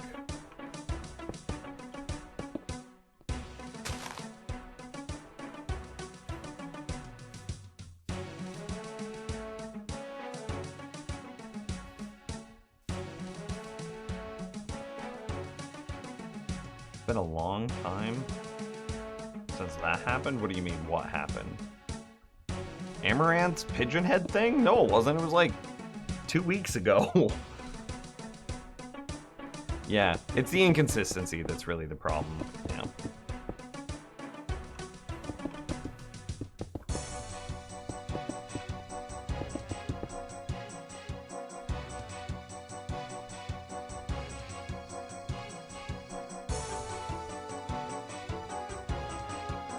I can definitely agree with that. And like, if any person wants to create, there is a weird position that Twitch is being forced to take stances on, because sitting in a hot tub in hot tub appropriate clothing should not inherently be sexual content. Most of the Western world is dictated by the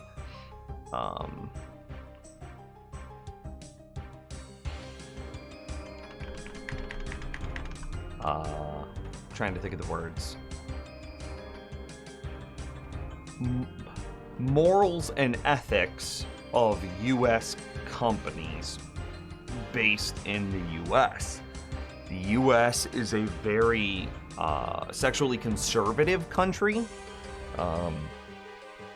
which means that sitting in a hot tub, which in hot tub appropriate clothing, with no context, right? Ignoring what the streamers have been doing, shouldn't be sexual in nature, right? Just because the person is a person does not inherently make them a sexual object. Some people, now expanding on that, some people definitely take it that direction, and that's a problem. But then you get into this gray area of some people are ruining it.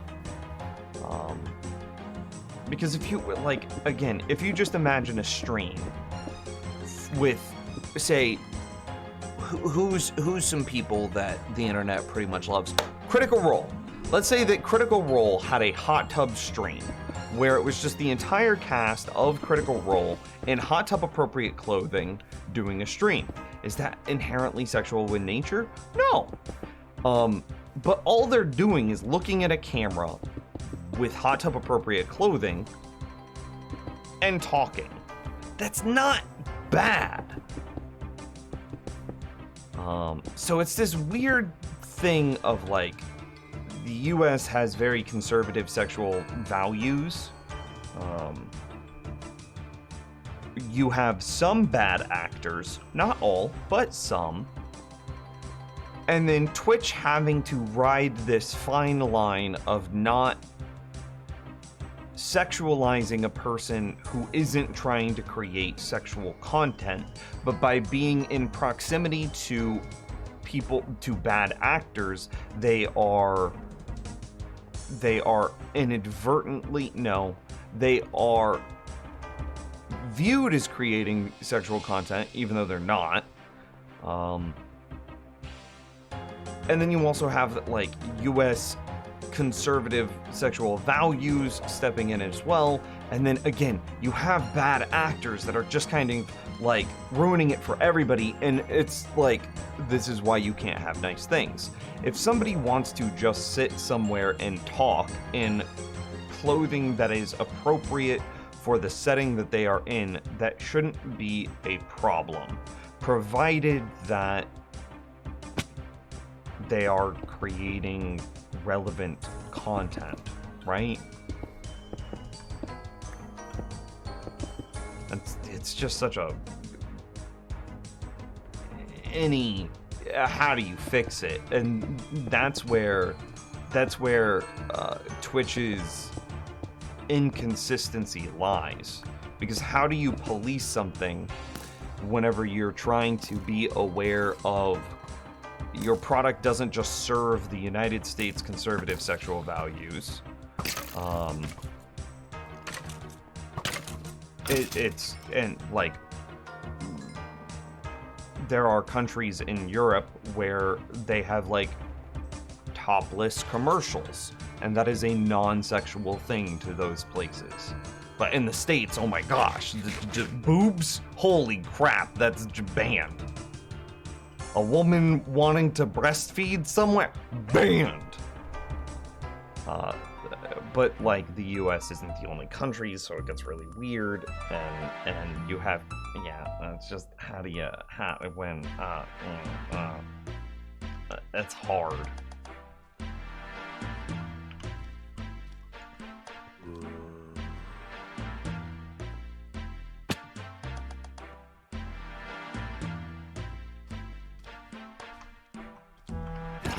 And that's me trying to be as like unbiased as possible. I of course have an opinion, but it doesn't really matter. I'm not a policymaker or an arbiter of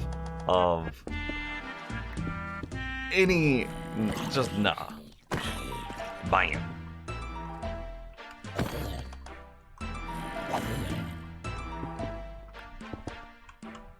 Definitely not relevant enough to have any sort of impactful opinion on the matter either.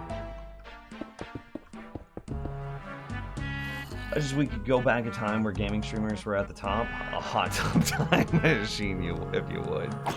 That's a funny joke.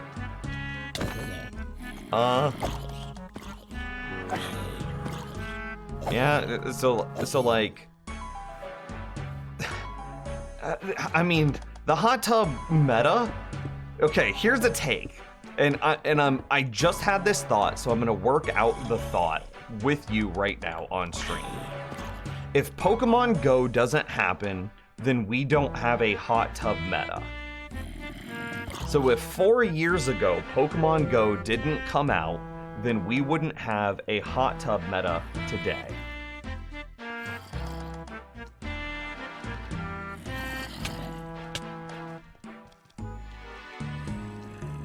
Okay, have I piqued your curiosity?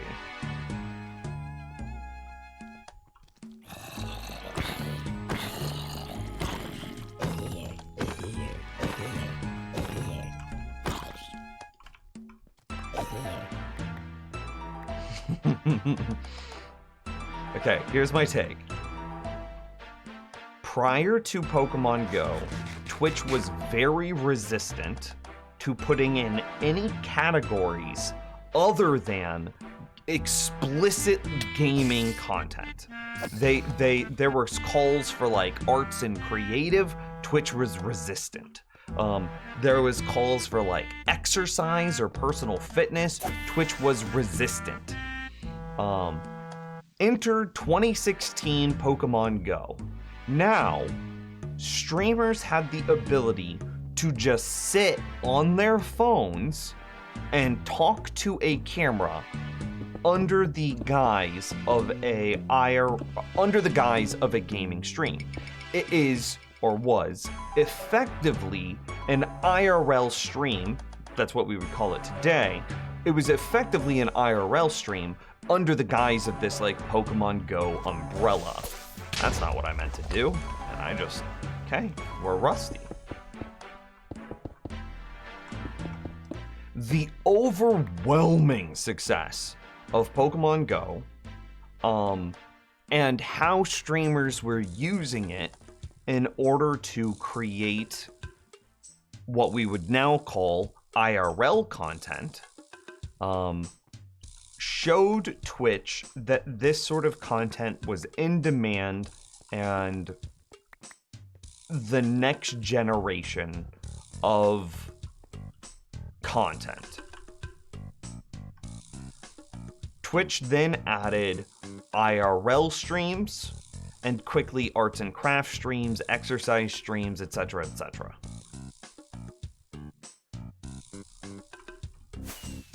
IRL streams did have the same problems as the hot tub streams do today. People very scantily clad, creating pseudo-sexual content under the guise of something else.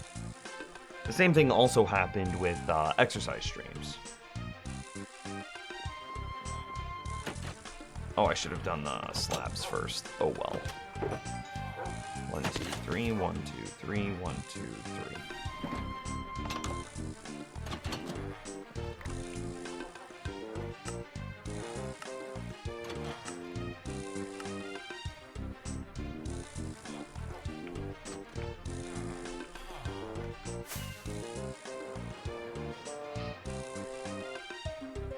So ultimately, I think that Pokemon Go opening the door for IRL streams created a domino effect that led to IRL streams, which I think is very... I don't think anyone would argue that hot tub streams is the natural progression of IRL streams.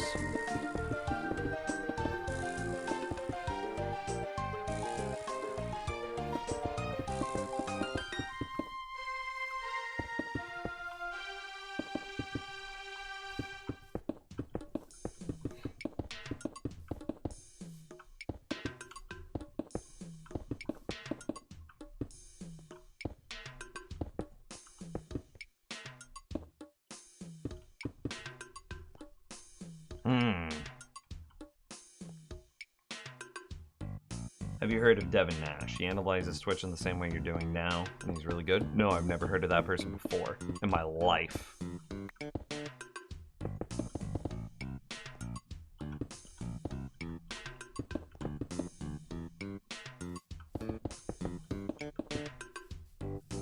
Does that... Okay, so I had that opinion just now. I literally just thought of that.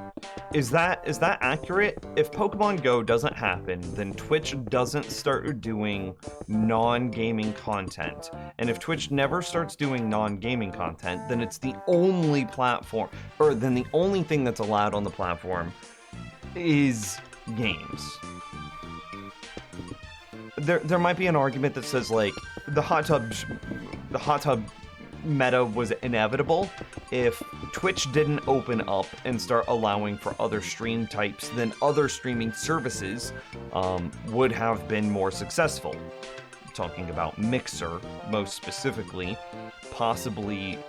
No, actually, Mixer was pretty freaking strict on non-gaming content, and YouTube is very strict on, like, anything that might be viewed as a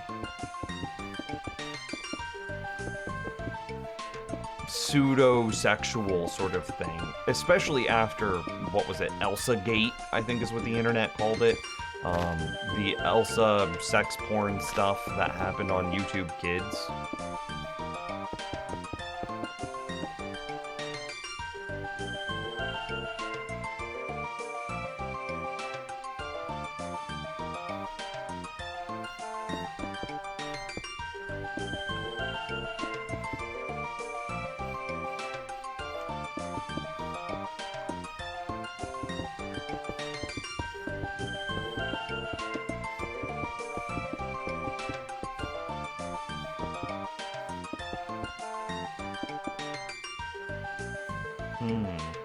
Yeah, Kappa put in a nail into all of that. Yeah, so Twitch is literally the only service. So if Pokemon Go doesn't exist, then the hot tub meta would never have existed. Is there a counter argument to that? Would IRL would eventually have come to Twitch anyway? There was pressure from the community at the time, but Twitch was largely ignoring it.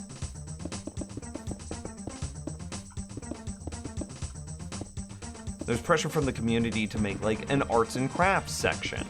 And Twitch was like, nah, we're gaming only.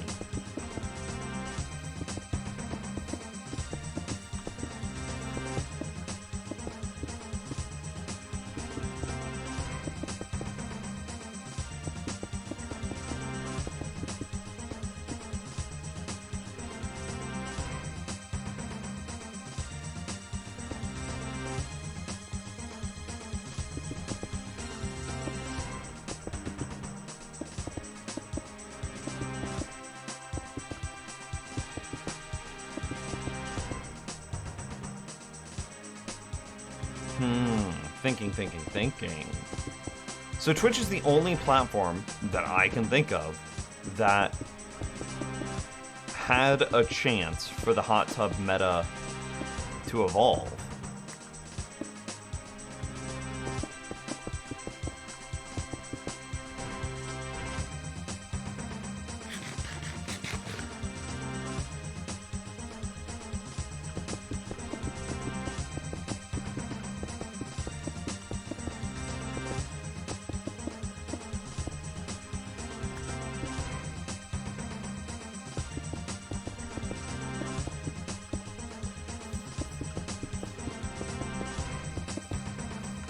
YouTube definitely wouldn't have allowed it. Mixer would not have allowed it.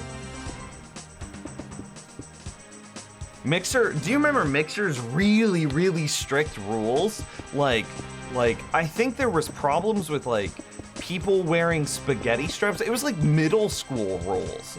Like, I don't know what parts of the world you guys are from, but the United States in middle school had, women couldn't wear spaghetti straps in middle school because it was deemed sexual in nature and therefore inappropriate for a middle school. We're talking about, like, the students of the middle school, like an 11-year-old wearing just spaghetti straps. Nope, that's banned clothing. You gotta go home and change.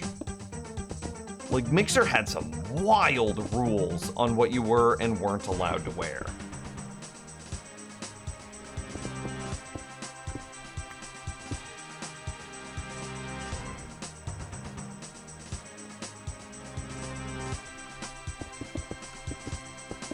Would Gareth, would the hot tub meta have evolved on any other platform?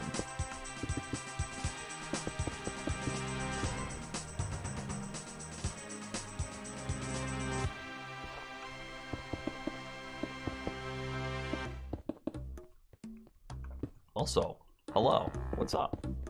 YouTube wouldn't have allowed it. Mixer would not have allowed it. You don't know anything about the hot tub meta? Good for you.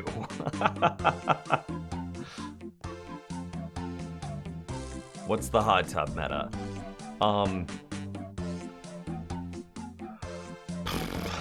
People, predominantly women.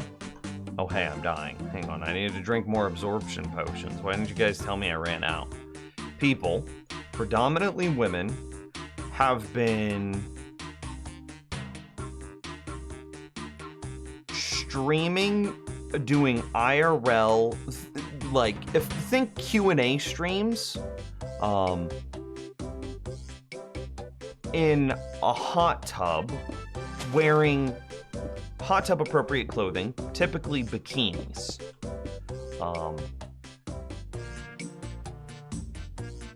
Bad actors are taking it a step further by wearing, like,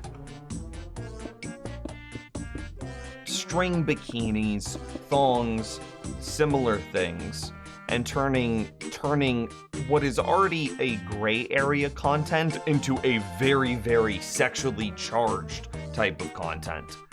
They are then doing and saying sexually explicit things.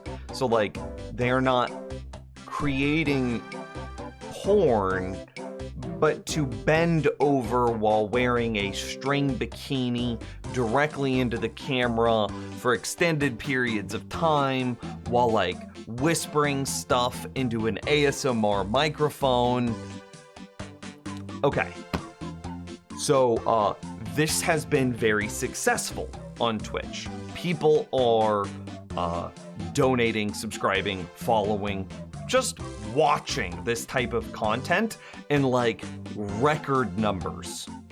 It is profitable for basically all parties involved, which creates a meta where more and more people are doing these very scantily clad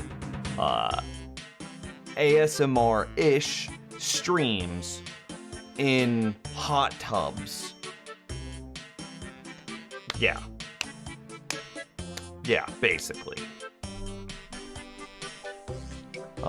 So it is quickly taking over, specifically the, like, woman part of Twitch. There are lots of women being pressured into doing hot tub streams by this new community, by this new crowd, by this new meta, which is to say there are women being pressured into doing kind of sex work, but kind of not. Because again, there's nothing inherently sexual about a person being in a pool or a hot tub, right?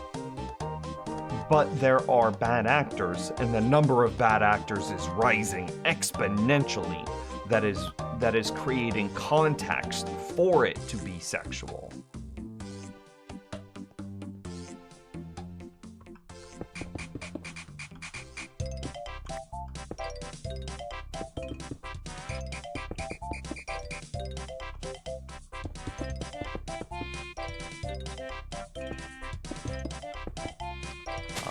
So it is a...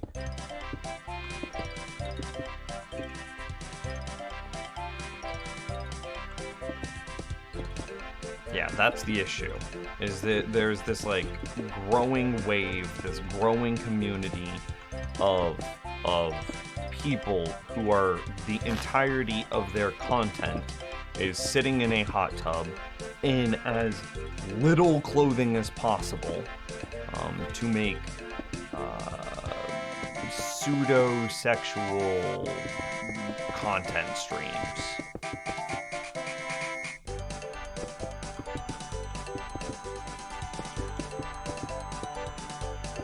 And there's also a large number of them that has things like an OnlyFans, which, if you don't know what an OnlyFans is effectively Patreon, but optimized for adult sex workers.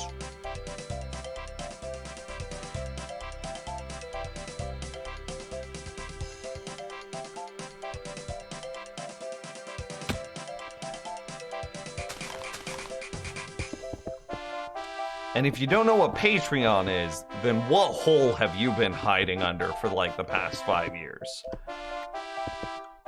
Also, I have a Patreon. You should go support me there.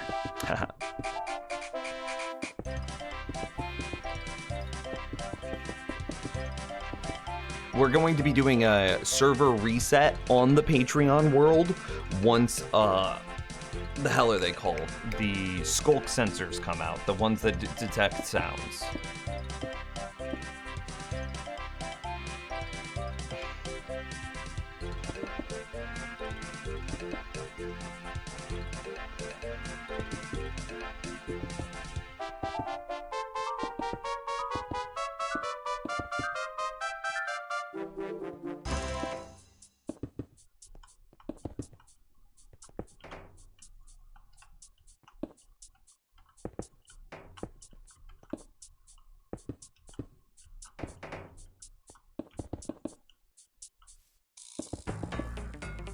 I see a gorilla in a hot tub and a cat in a hot tub. Acceptable? I mean, yeah, I would say that that's acceptable content.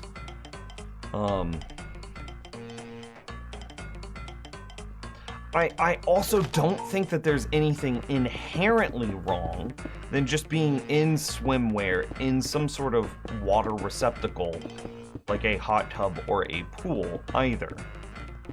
It is bad actors creating bad context for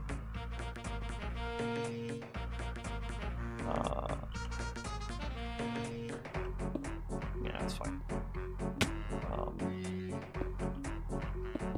Like, imagine that you were an athlete and you needed a low impact way of training cardio. You go swimming. That's the answer. And so for all the exercise streams, it makes perfect sense that you would just go swimming as a low impact cardio thing. Similarly, if you are just a exercise person, like if you are an exercise content creator and you appeared in reasonable clothing for exercise, so something like our society is all agreed unanimously, not unanimously, but our society is mostly agreed that men can be shirtless and women, it is appropriate for exercise to be in what are those called? Sports bras, right? So there should be nothing sexual about a man being shirtless or a woman in a sports bra in a workout stream. But then imagine if, like, those men and women were, like, pushing the boundary of what was acceptable, wearing less and less, revealing more and more, and creating or saying or doing things that were... And that's where it gets weird, is because simply working out shouldn't be a problem. But what do you do about somebody that's, like, not working out, but they're working out with air quotes? Where they are really just sitting on, like, a weight bench and just using sitting on a weight bench to claim that they're making exercise content when they literally never leave the weight bench. So I don't know what you do. Because if you ban exercise streams, well then you're affecting all of these other really great, like, home trainers. 1, 2, 3, 1, 2, 3, 1, 2, 3. 1, 2, 3? I don't know if I can get that many.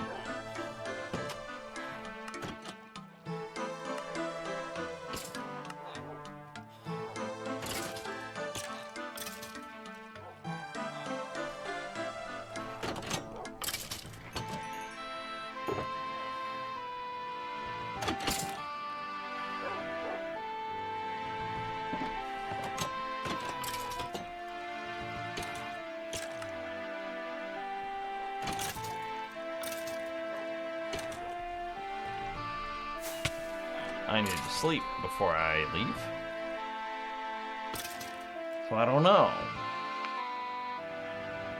They're working out that bank account.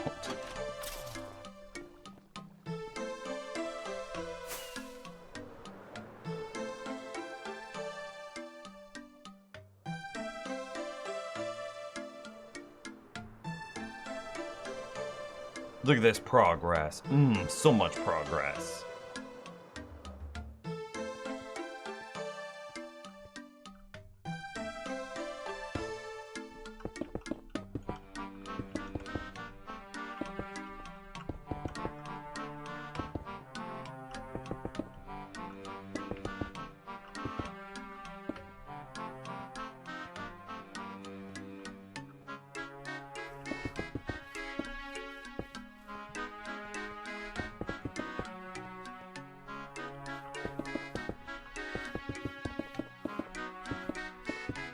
So it's a very weird problem to try to solve. If Twitch decides that hot tub streams are acceptable content, then how do you stop the bad actors from turning hot tub streams into sexual content?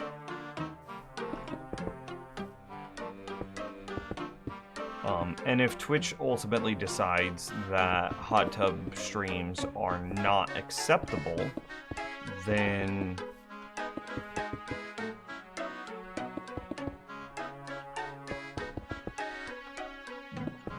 you have to create a new rule to ban them.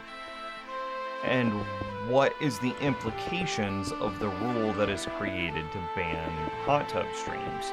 Does it then ban, like, personal health and wellness streams, exercise streams? I don't know.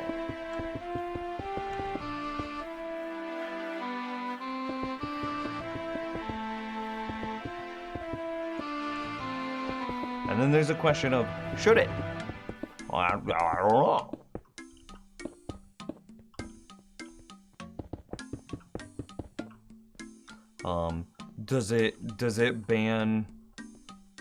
Does this new hypothetical rule ban ASMR streams? I don't know. Should it? I don't know. ASMR is another area of content that has had similar problems to the current hot tub meta in the past. I don't get tingles, but like if you tell me that listening to ASMR gives you tingles, then like sure, okay, I guess. But we all know that ASMR is I almost said can, but that creates a hypothetical. No, ASMR is abused sometimes to create sexual content. And it's like, okay, so how do you handle bad actors for ASMR without hitting the people that are just creating legitimately tingle content? I don't know.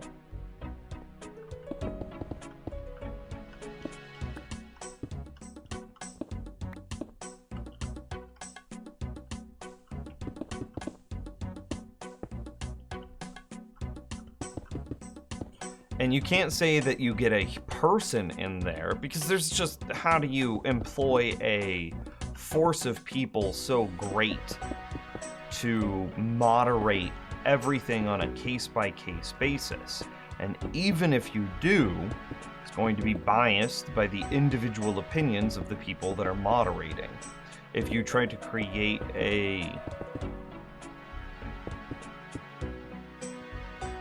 algorithm to do it, well then still your algorithm is going to have biases. Who wrote, who coded the algorithm? What does it look for? Do those things predominantly target one group of people over another? I don't know.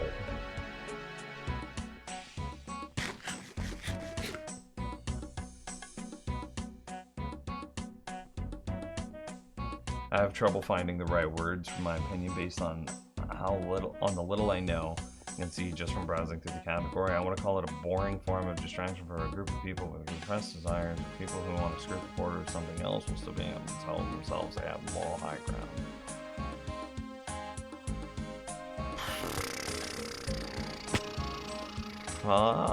There's a lot to unpack in that statement. I am sure that some of that is true.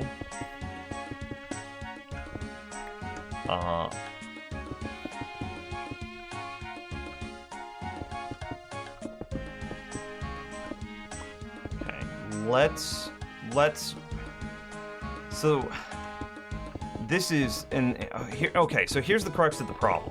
Is right now the meta is pretty much 100% dedicated to bad actors. The bad actors are now the norm and not the exception. So let's reframe it and first show that it shouldn't be a problem in the first place. Let's say that you had a group of your favorite comedians, 4 to 6 comedians, all just sitting in a hot tub, drinking beer, which you shouldn't do. That's a good way to like get really, really sick. But conceptually, in this hypothetical situation, drinking beer in a hot tub does not make you sick.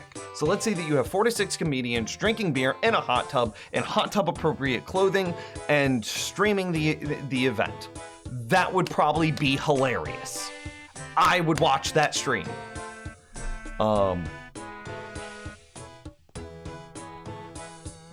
Remove a number of comedians.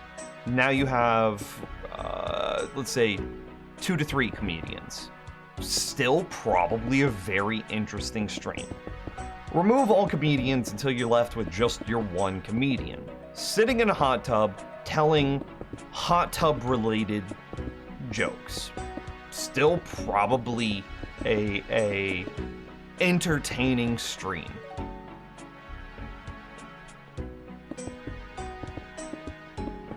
There shouldn't be anything inherently wrong, repressed desires, or skirting boundaries of just sitting in a hot tub having a stream. But now that the majority of the content is bad actors, and that there is this expectation of what a hot tub stream should entail, what you do.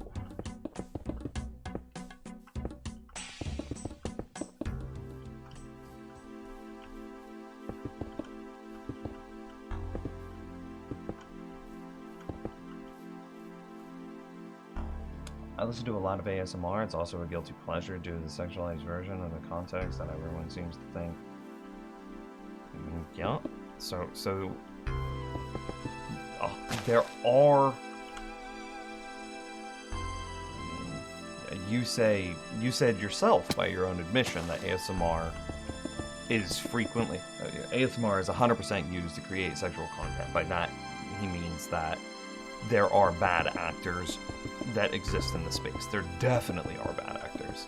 So there shouldn't be, in the same way as that, there shouldn't be anything inherently wrong with someone chilling in a hot tub doing like a Q&A or some sort of like just creating some sort of content, right?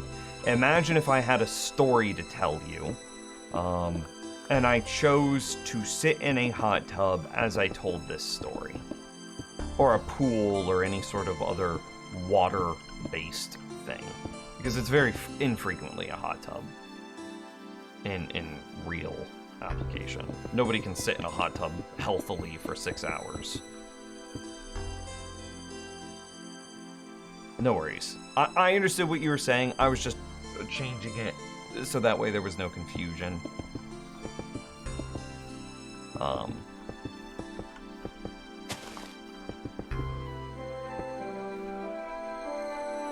Long story short, would be I think it's boring, and the majority will become bored. If not, long after someone takes it too far and Twitch decides they have to smack them down. It's only popular now for the novelty of it. Twitch has gone on record to say something to the effect of it's not, being in a hot tub shouldn't be inherently sexual. It wasn't until it wasn't until a woman had a thong bikini on, saying sexually explicit things into a microphone while wearing what was it, a duck mask, a bird mask? I don't even remember. That Twitch was like, okay, this is too far. She was in a thong bikini saying sexually explicit things into an ASMR microphone while wearing like I think it was a duck mask, a bird mask, something. And that's when Twitch was like, and they didn't even ban her or the content. They gave her a suspension. Which Twitch would say, oh, we gave her a 3-day ban. Chat room, what's a 3-day ban? That's a 3-day suspension. That just has like a different word to sound harsher. But it's not, it's just a suspension. Ban sounds permanent. But they're trying to recontextualize what a ban is, so that way it sounds worse. But it's just a suspension.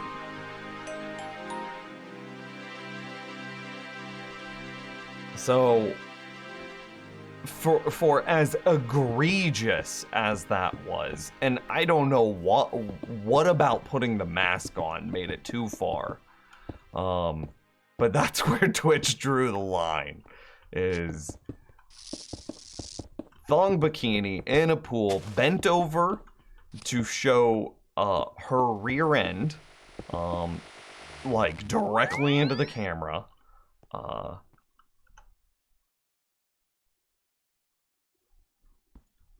while whispering sexually explicit things into a ASMR microphone. Like, I don't know, Gareth. It like, maybe it's only popular for the novelty, but like, imagine all the young, I don't want to say just young men. It's mostly young men, but like just young people who are having like first experiences. Imagine that you're like entering the world of like Twitch or discovering your sexuality for the first time, and this is what you got. ASMR, like bikini pool streams, whispering sexually explicit things into a microphone with a thong bikini booty into a camera. Like, it's a thing. She was in transparent yoga pants with her butt towards the screen. Not the thing that got her banned. I saw the clip that got her banned. She was in a pool, a little kiddie pool, one that only had like 6 inches of water in it, but that was enough to call it a hot tub stream.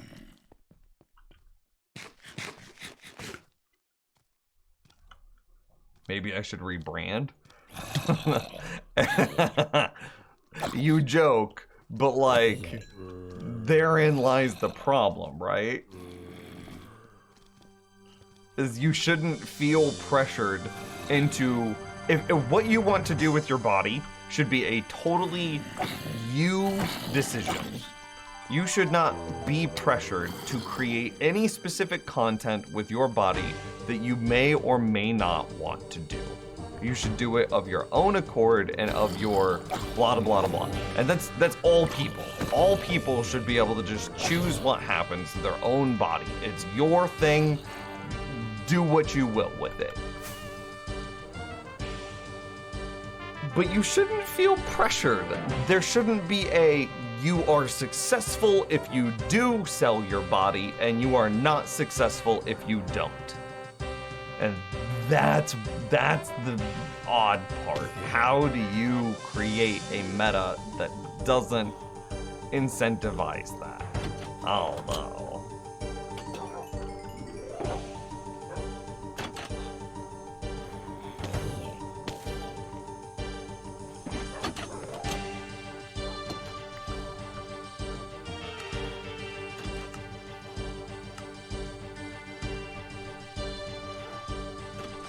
There's a reason it's called the world's oldest profession. Same thing, sex sells. True.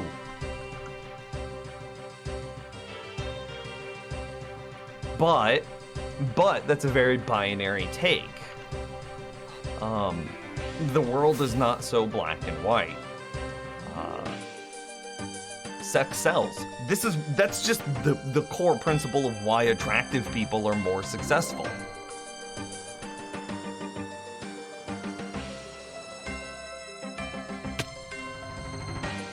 But at some point, we have to have clearly defined rules that determine how much you're allowed to sell sex. In the United States, we have a whole bunch of rules of like, it's okay for men to be topless, it's not okay for women, it's like the men's nipple versus woman's nipple. These are the rules that we've agreed upon. And like, we're not debating those rules. Because that's a society thing and not necessarily relevant to Twitch. But Twitch now has its own set of rules that it needs to create.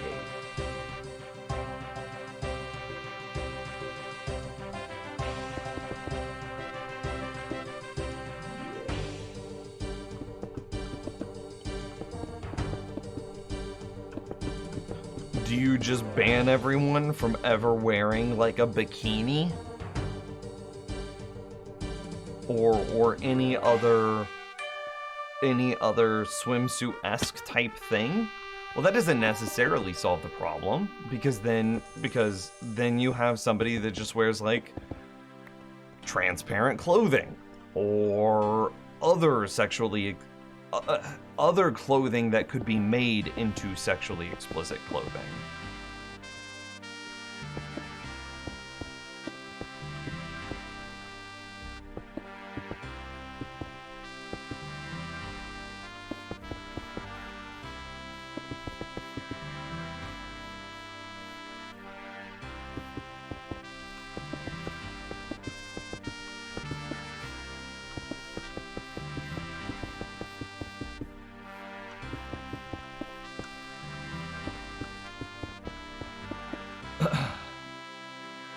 can I just say that the music was very fitting when you were fighting the zombies? Oh, I missed it. I wasn't paying attention. I'm just chilling to this RuneScape music though. It's absolutely killer.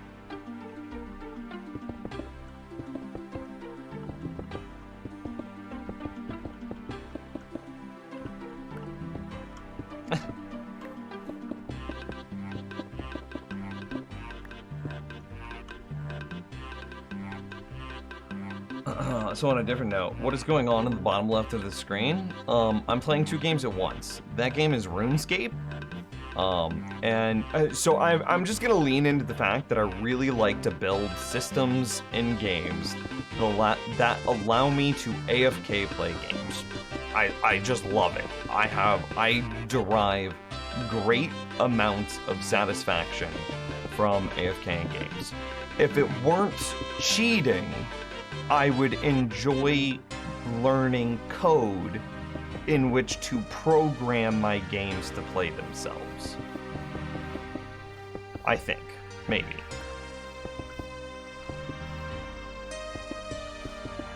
But like, I don't know. My moral compass is too strong. I'm not gonna cheat. But RuneScape is a game, it's kind of like the first AFK clicker.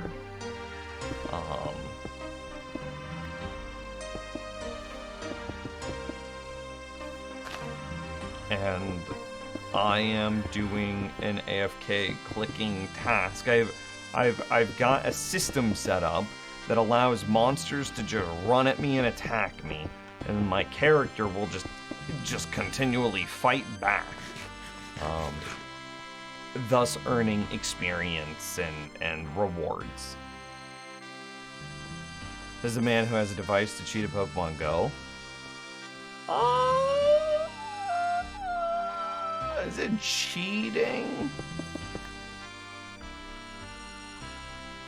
I don't think it's cheating.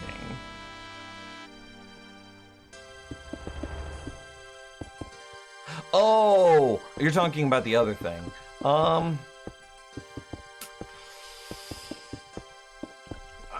Okay, so I also macro in Pokemon Go, and I also like have very gentle scripts in Pokemon Go. But that's just to get rid of the tedium, not necessarily to cheat. There's some things that you can do in Pokemon Go that are very like high APM but low precision, like just spam tap your screen. And so I have a macro that just spam taps my screen. Macro, script, whatever you want to call it. And that's what I was thinking about. But I do also have a device that will shake my phone to add steps to it, which is effectively translated into distance in Pokemon Go.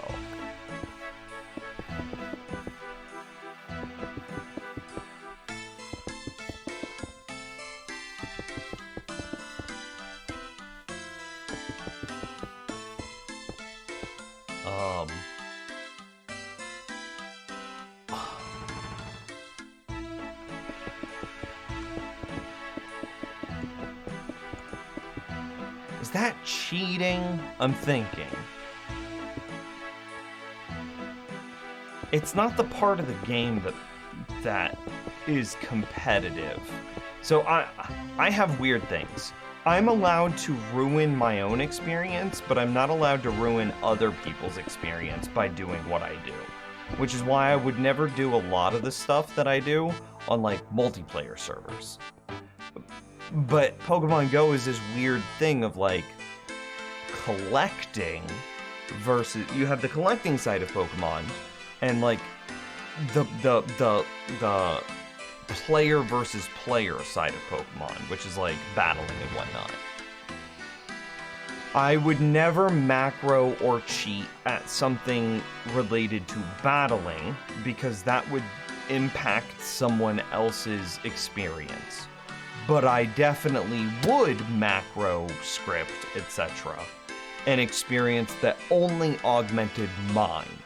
So I believe, and I would argue, that hatching my eggs in Pokemon Go only affects my experience and does not affect the experience of other players. Yeah. Someone made a Minecraft bot that walked to the world border. It was a huge exercise in AI and problem solving. It's a legit goal. I think that's cool. One of my favorite YouTubers only posts like twice a year. It's not me, even though I know I also post like twice a year. It's this Australian guy called Code Bullet. Not safe for work warning. The dude cusses a lot. But he basically writes code to automate games. But he's the most lazy, like, can't be bothered type of person. So his code is sloppy and horrendous, and it has hilarious results.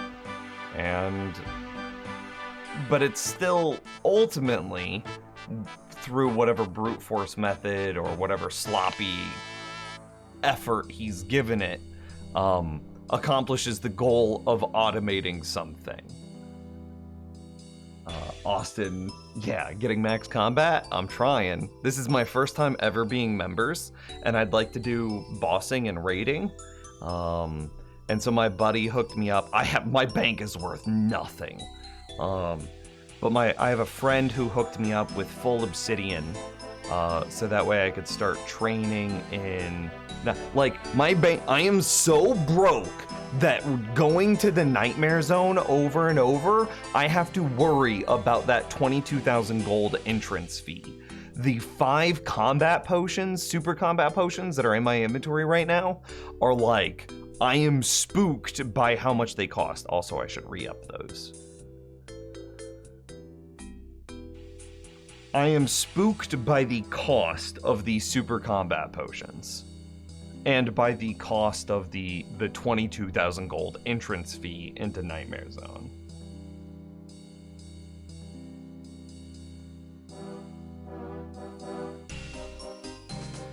Nims, I used to watch your Minecraft YouTube videos, recently found your stream. What are you doing covering a mountain and slabs? I'm spawn proofing my quad chunk slime farm.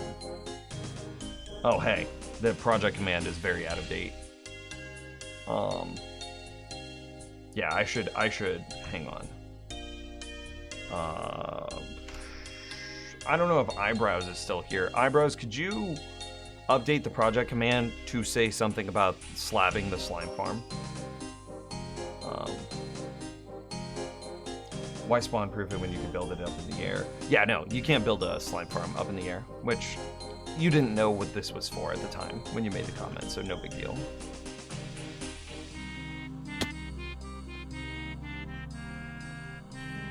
I have to kill these dogs, which kind of feels bad.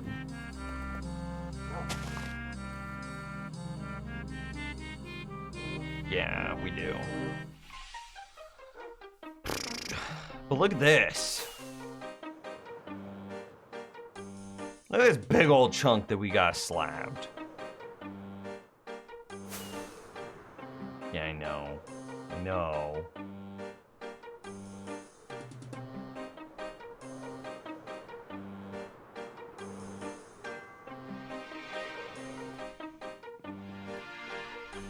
And this is my last trip too. I'm out of cobblestone otherwise. Is there anywhere else in my base that has cobblestone other than at my cobblestone gen?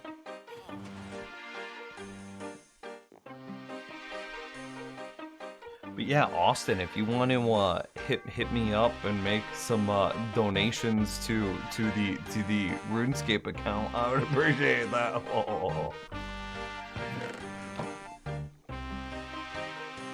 Yeah. What is it? Commands edit. Commands edit project slabbing slime farm. Did I do that? Here, we should say slabbing the quad slime farm. Boom.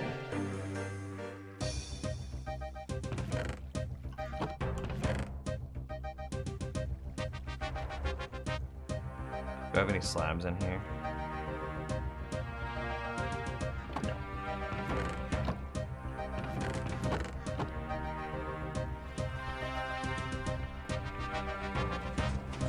Yeah. Quad chunk slime farm. Ooh, that's even better. Slabbing the quad chunk slime farm. Okay.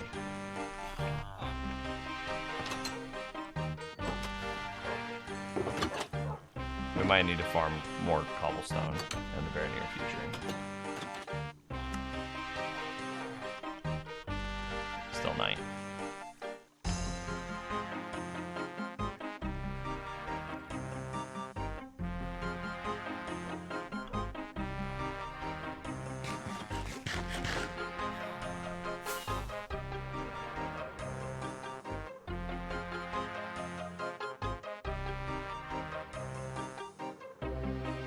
Use a stonecutter bonkhead. I don't think it matters for slabs. It only matters for stairs.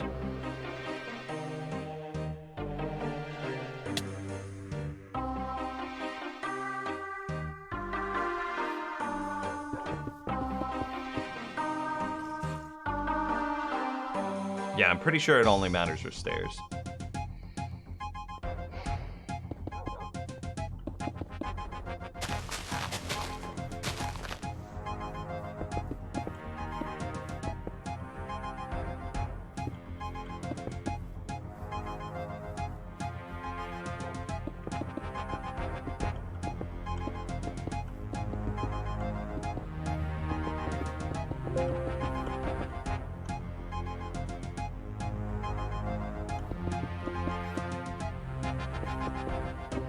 I think I just got a Windows alert. I don't know what it was for, though.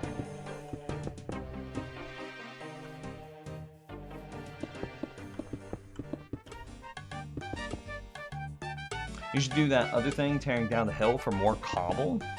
What hill am I tearing down?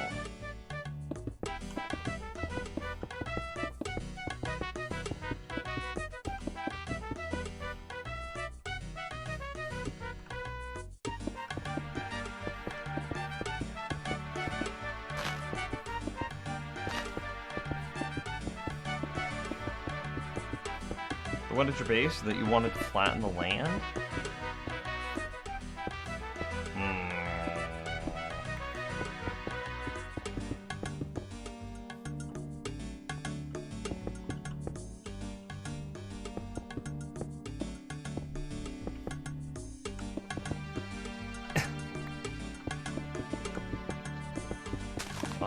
Maybe. Ooh, that does remind me. I might have a bunch of cobblestone in the chests outside my base.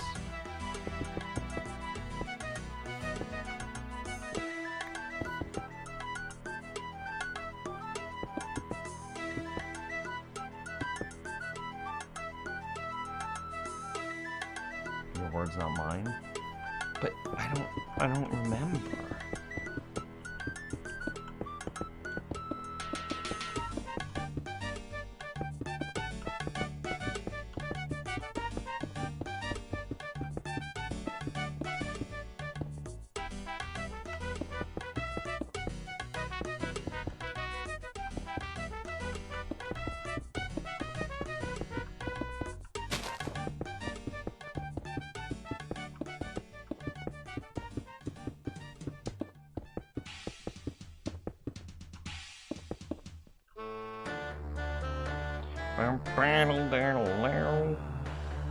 Can mom spawn in flowing or standing water?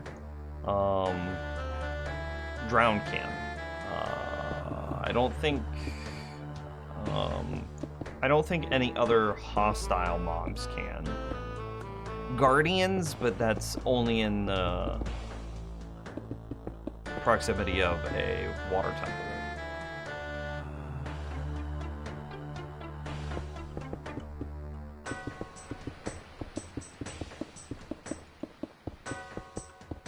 Anything else? No, I don't think so.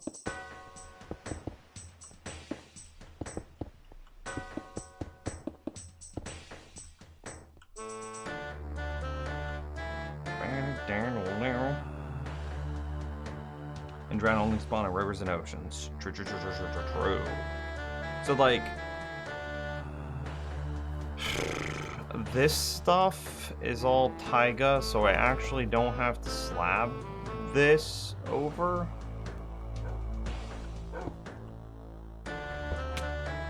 But this one here, I will, because this is river, which means drown can spawn here. But this one doesn't have to be slabbed because it's not a river, it's a pond.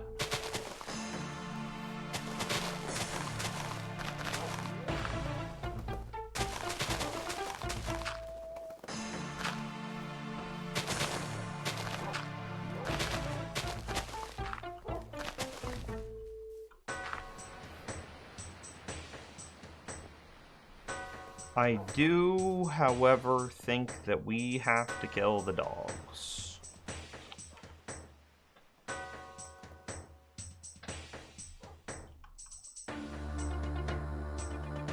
Look away.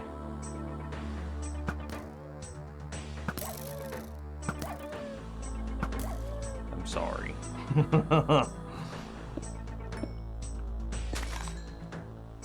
It had to be done.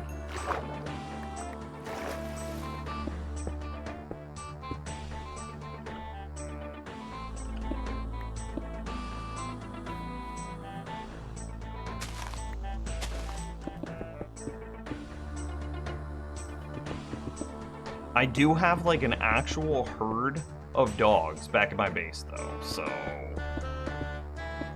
Harsh, you say? I'm barely...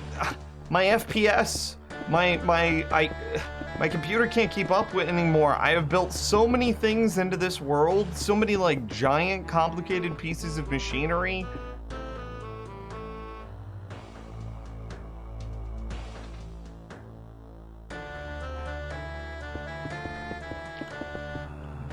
I'm getting like 20 FPS in my base.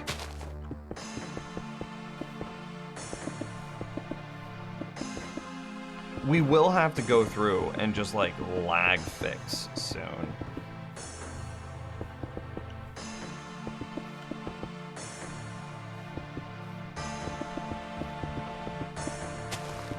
Or just spend like $1,000 on a new graphics card and then all will be well. I wonder, can we actually look at Task Manager while I'm standing in my base and see what the bottleneck is?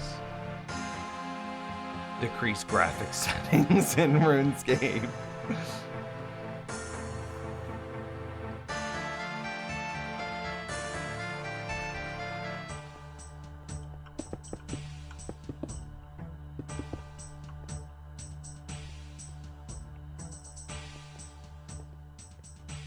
That, you got it. That's the problem. It's all RuneScape's fault. I definitely didn't have this problem the last time that I played. Would you ever try building that working phone in Minecraft? What do you mean, a working phone? Did someone make a working phone in Minecraft?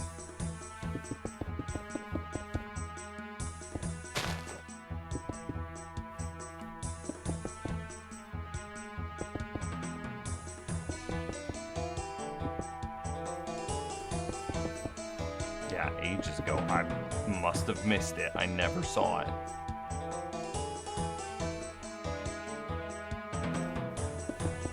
Or if I did see it, it fell out of my memory. I have no knowledge of what you speak.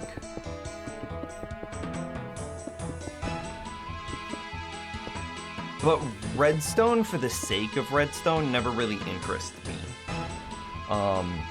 The parts of the games that I enjoy... Oh, that's it. That's all our slabs.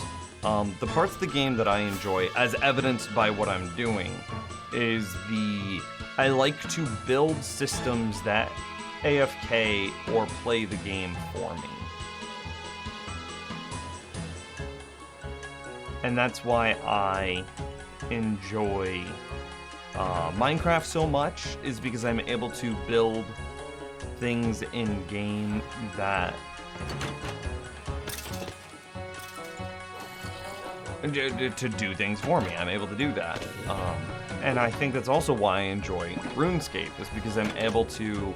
You can't really build stuff, but RuneScape itself is kind of like an auto-clicker, and you have... A lot of people play it as like an active game.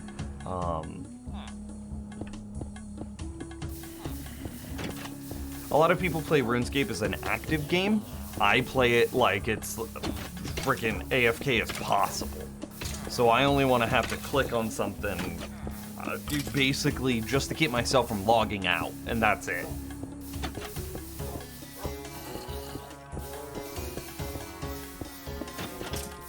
And both of them, it is acceptable and reasonable to play such AFK styles.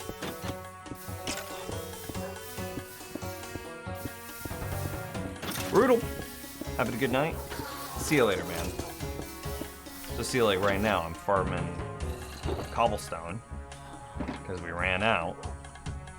And to sit AFK at a cobblestone farm like this is a perfectly reasonable thing to do in Minecraft.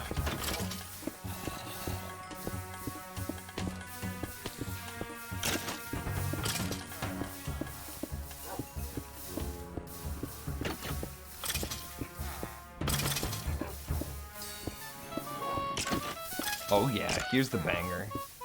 I was wondering when this was gonna come back on.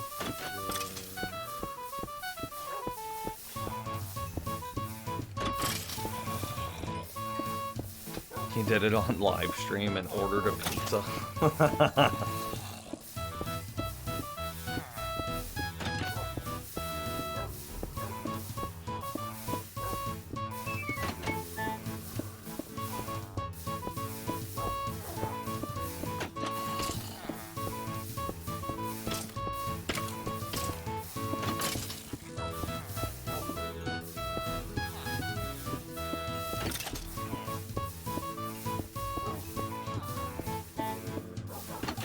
I asked a question earlier. Pizza reminded me. I asked a question earlier about a food that you've had that you didn't expect to be as good as it was.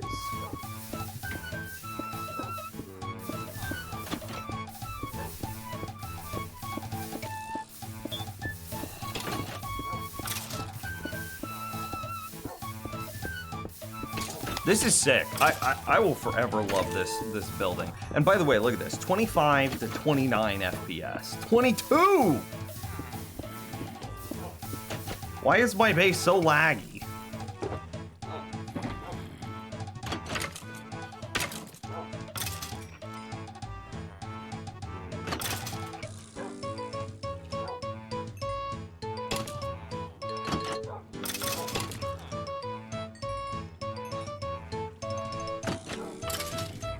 Thinking, should I host my world on some like server?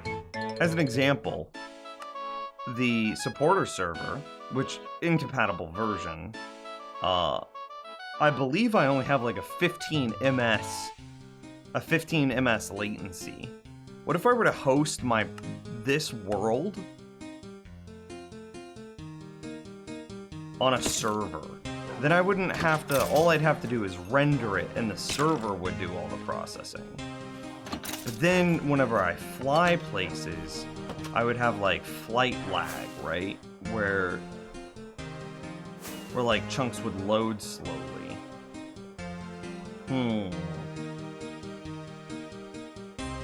Sashimi? What is sashimi?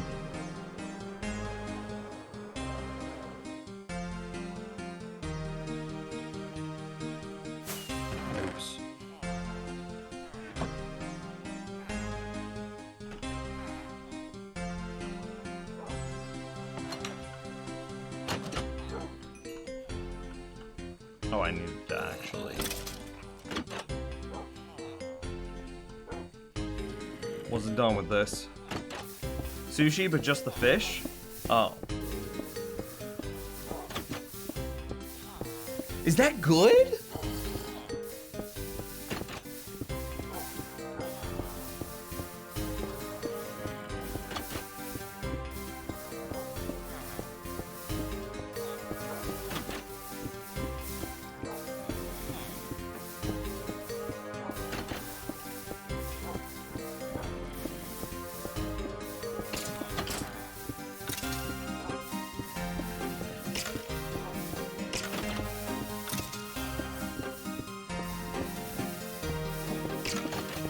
Yes, I was extremely hesitant to try it at first.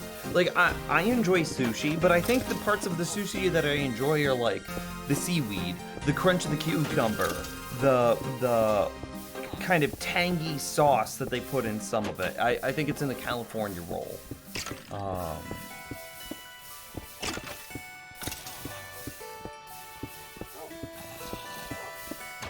Don't listen to Uskal. Uskal. I guess my latest would have to be caramelized cauliflower. That was like 6 years ago. Caramelized cauliflower is a thing. I don't know if that sounds good. I mean, but I guess that's the point of the question, right? Is to highlight food that sounds like it should be terrible, but is actually amazing.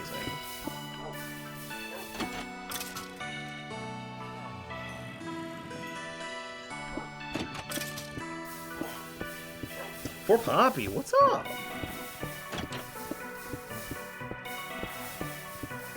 And potentially Eric? Welcome. I am currently trying to slab the slime farm. We've made great progress on it today. And if you're looking at the thing in the lower left corner and you're like, Nims, what the hell are you doing? I'm playing 2 games at the same time. I'm leaning into the fact that I really enjoy AFK games. I love building things or doing things in games that allow me to, in a respectable way, aka not ruin the experience for other people, I like to AFK in a way that plays the game for me without ruining the experience for others. So I can build systems and do things to allow that to happen. To that end, I am currently farming cobblestone for the slabbing process of the slime farm, and I am also in a gauntlet where a bunch of monsters have to come and fight me in RuneScape, and then I kill them, and yeah.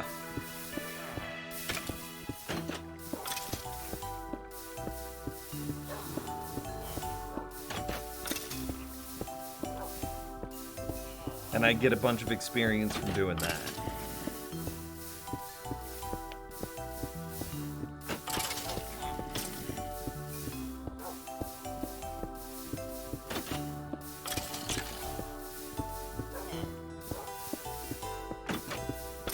There's more to sashimi than just raw fish.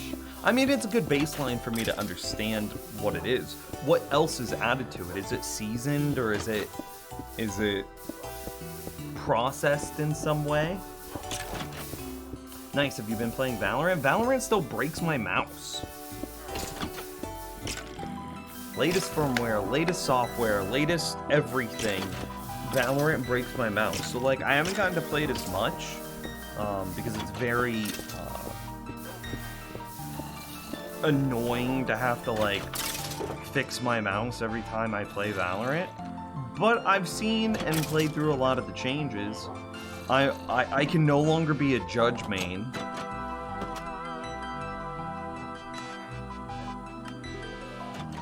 That's a little heartbreaking to me. Killjoy doesn't seem as good after KO. KO seems busted.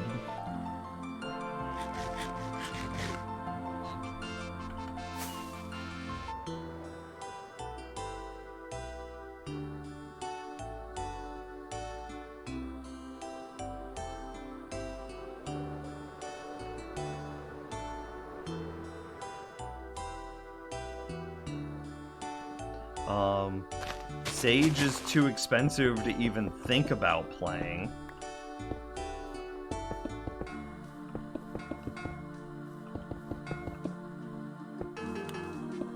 I do think that, like, Killjoy is the most balanced character. But being perfectly balanced is boring.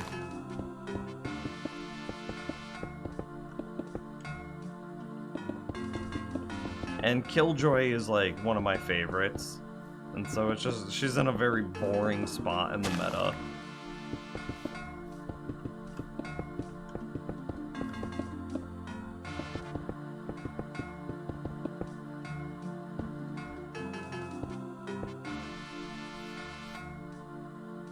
Yeah, lots of eco changes this patch. I also main Killjoy. Yeah. She didn't get a lot. She didn't get eco changes. But just she is literally unchanged in one of the biggest content patches. Which means that Riot is perfectly happy with her position. And it's like, I agree, her position's not bad, but it's not great either. It's just, it is perfectly balanced. But it doesn't make for the most fun and exciting gameplay. You know what I mean? Like, if you're Killjoy, you either want to be mad because your character is bad, you want to have a rock paper scissors matchup. And like, Killjoy doesn't have a rock paper scissors matchup.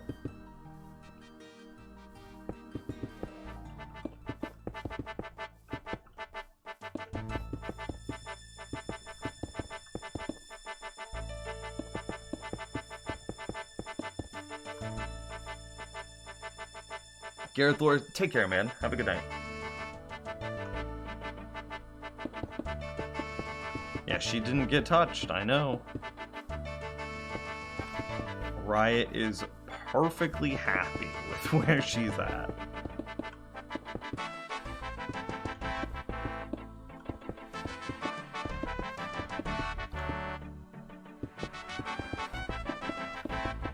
But I do think that she's, like, strictly worse than she was now that KO's in the game. I think that she was a lot better before this patch, even though she didn't get changed. I think KO is just so oppressive to Sentinels that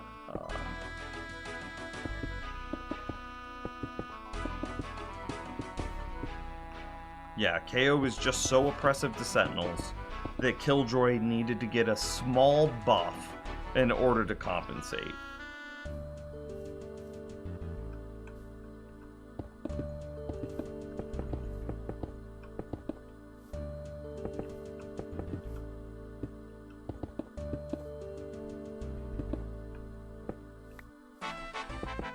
I think if I were in the balance, I would have reverted the change on Killjoy's alarm bot, and allowed her alarm bot to stay active anywhere in the map. Her turret would still be proximity based, but her alarm bot would be anywhere in the map. The reason the alarm bot and not the turret to have that change reverted is because the turret can watch too many angles, whereas the alarm bot is basically alternative Cypher tripwire. Cypher's tripwires work anywhere in the game.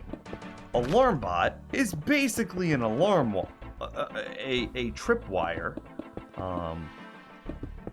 but like kind of strictly worse. Kind of.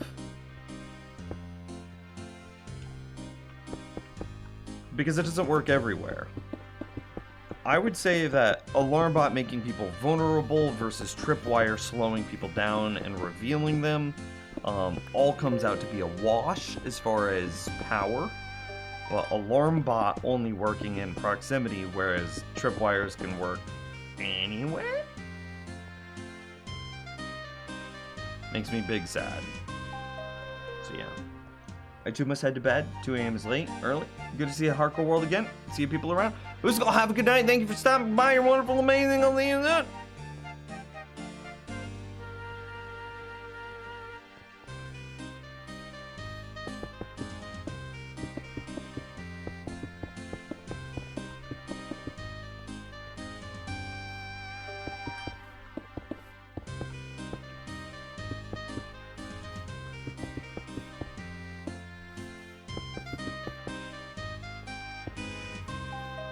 Say it again after viewing the thing in the art channel.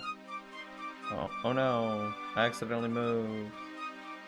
It's not that big a deal. I don't have Discord up to save on computer processing power. Hang on. Let me look at it on my phone.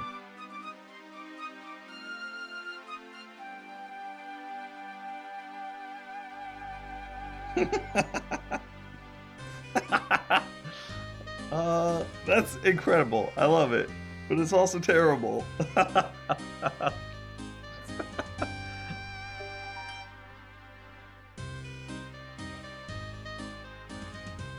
Oh.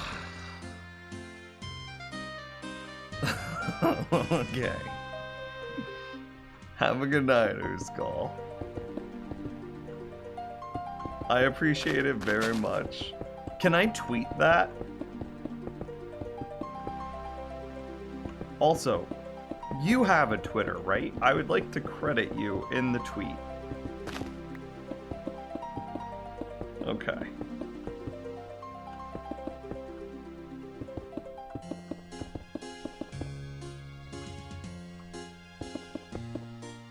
Okay.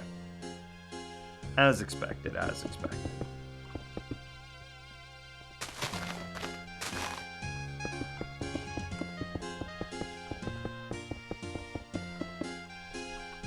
Oh, hey, Candy! We have 2 new foods that we need to try. We need to try, sashimi and caramelized cauliflower.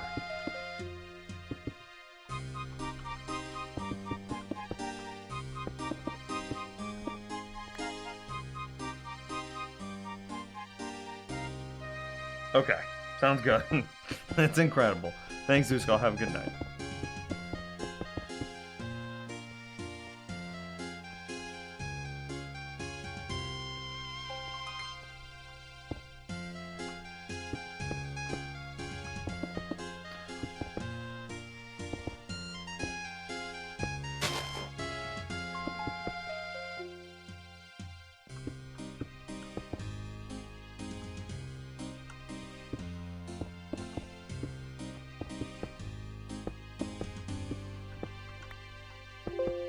I think I would be the only person at that art is relevant to, right?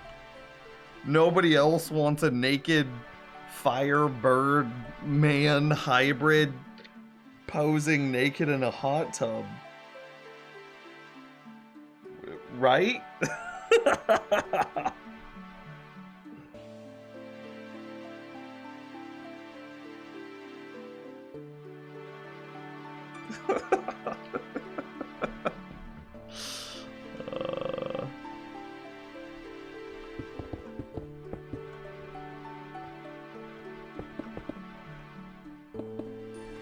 Clearly you've never seen furries ruin art. Oh, okay. I think that I just revealed myself as not being a furry.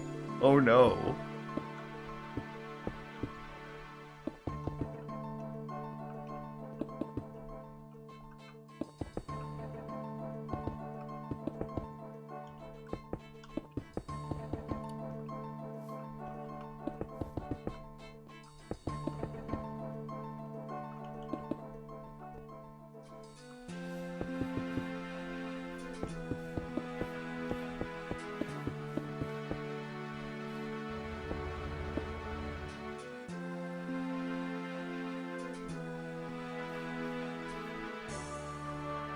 Hey, being sick, your brain isn't working properly. I feel that.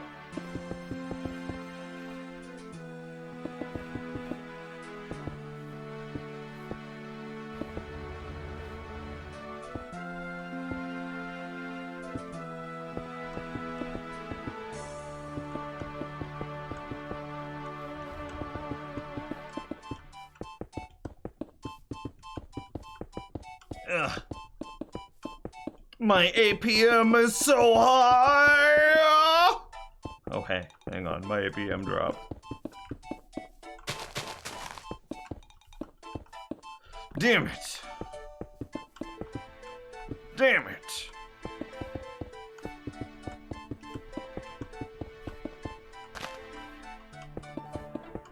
I wonder if we've already seen with today's slabbing. I wonder if we've seen a noticeable improvement to the rates of the slime farm at night. No, I'm out.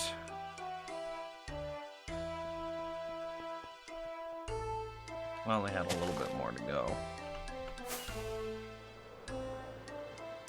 But look at how good that looks. That's a lot. That is a significant... This is how we should have been doing it all along. Because this ring thing I originally started out to do is... I don't know if it's faster or slower. You're just getting blocks down, right? And a slab is a slab is a slab. But this feels faster. And half of the battle is just getting yourself in the right mindset in order to do the grind. You have to make the grind, like, happy and appreciable to you. You know what I mean? Am I dream? Oh yeah, with my incredible APM. Oh, yeah.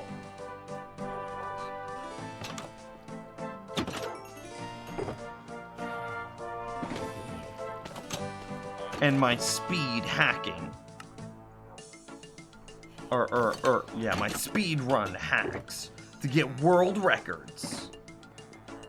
Welcome back, Chloe. How did your piercing go?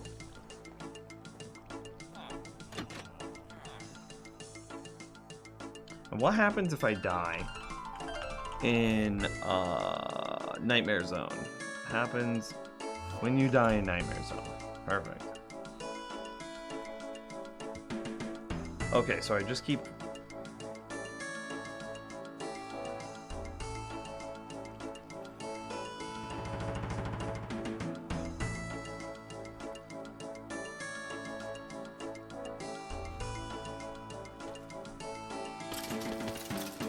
I keep the items.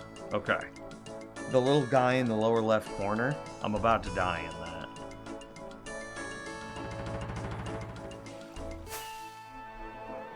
I ran out of things keeping me alive, and... yeah.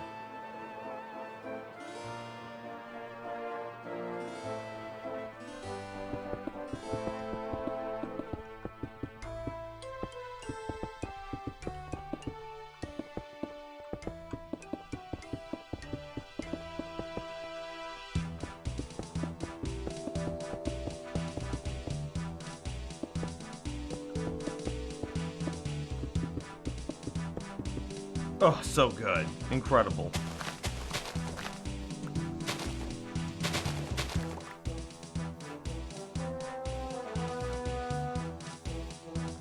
Apparently, Dazed, there is some hack that you can do on the human body where you can get a piercing in a specific spot. I wonder where the piercing is and what type of piercing. But like, that might be intimate, so I don't want to ask, but I do really kind of want to ask. Anyway, there is a piercing that you can get that can help with migraines. And it's just like freaking hacking the human body. Clawley says that they've helped her a lot. The Doth piercing. I like how you immediately included pronunciation.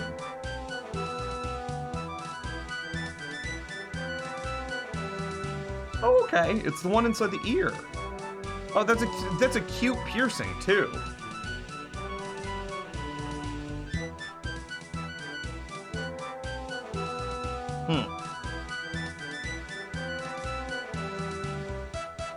Dope ass piercing. Placebo effect at best. I mean,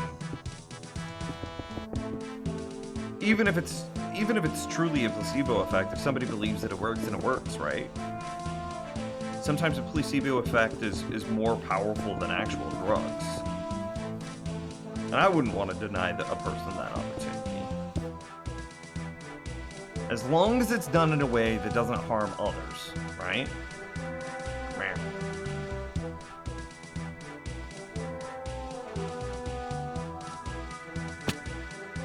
I am one slab short.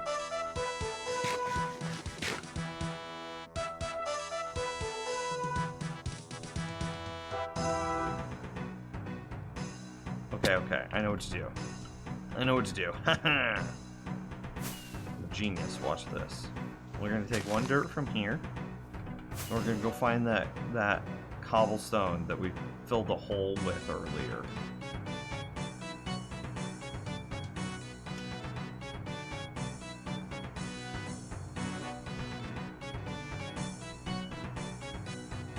There it is. I see it. Haha.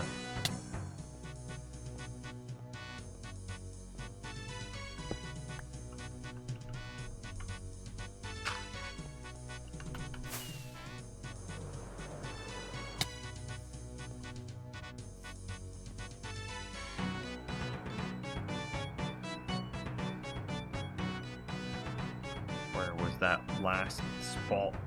Oh, right there. Haha.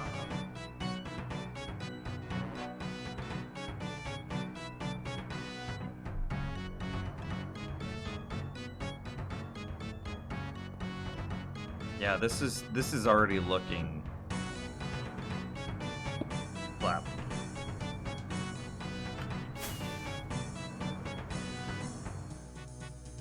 Look at that. That just looks so good. And see, you can kind of now see why I didn't want to just flatten the terrain and then slab the flattened terrain. I think that there is a visually interesting thing about having slabbed the terrain as it was naturally made. I think we can all see that now.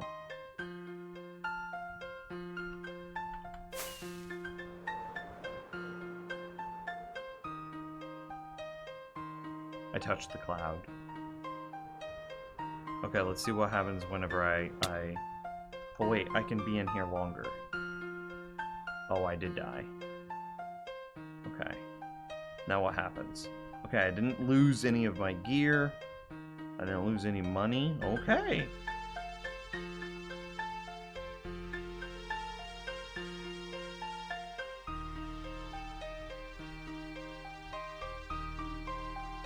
Sick.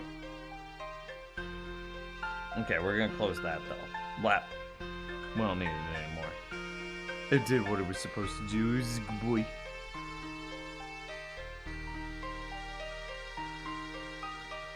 But yeah, I think that the terrain makes it look better.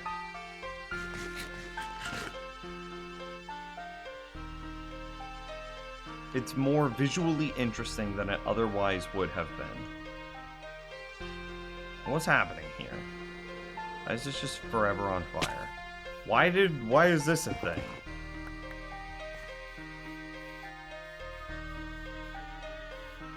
That's cool. I always like those.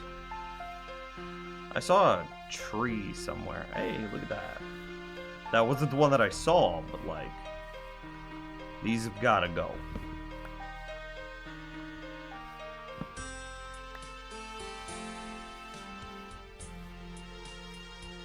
Those were marking your spawn chunks from way back when?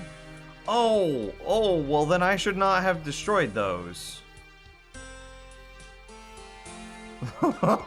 No!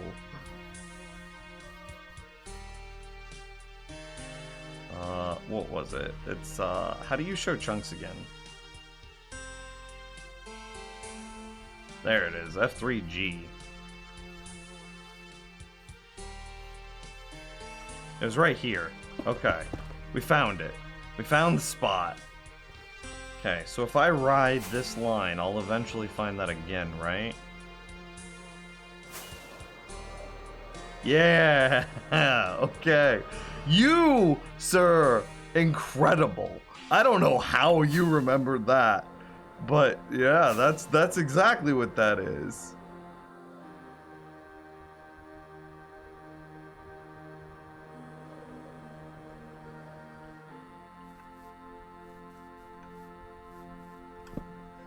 Round of applause to you. Damn.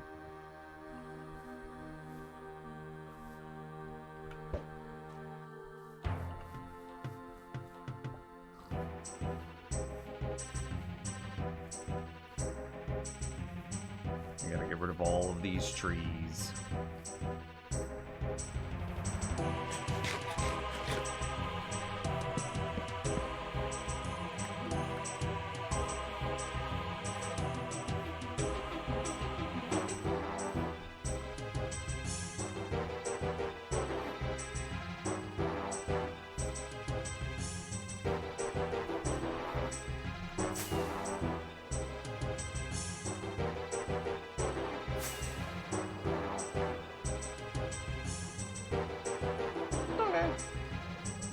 Good enough.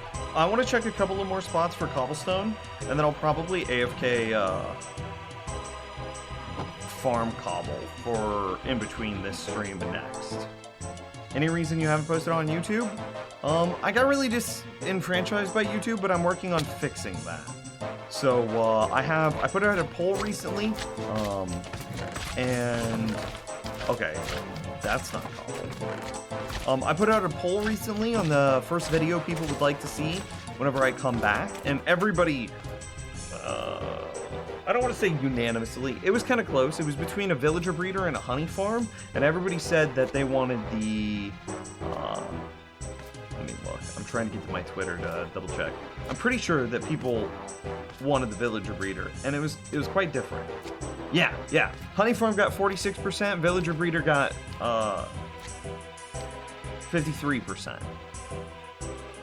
So we're gonna make a villager breeder. Do you want to see what the villager breeder is gonna be? Rain? I have it. It's done. Both of them are done, actually.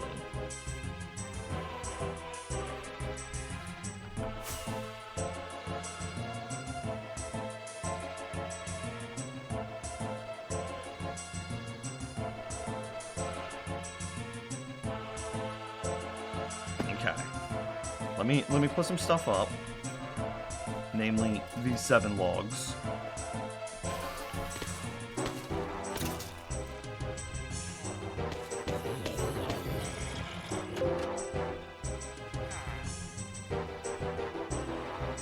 Oh, spruce logs don't go in here.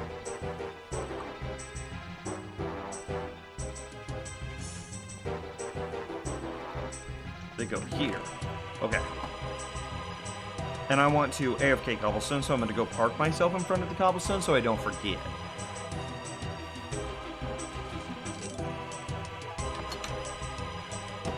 Okay.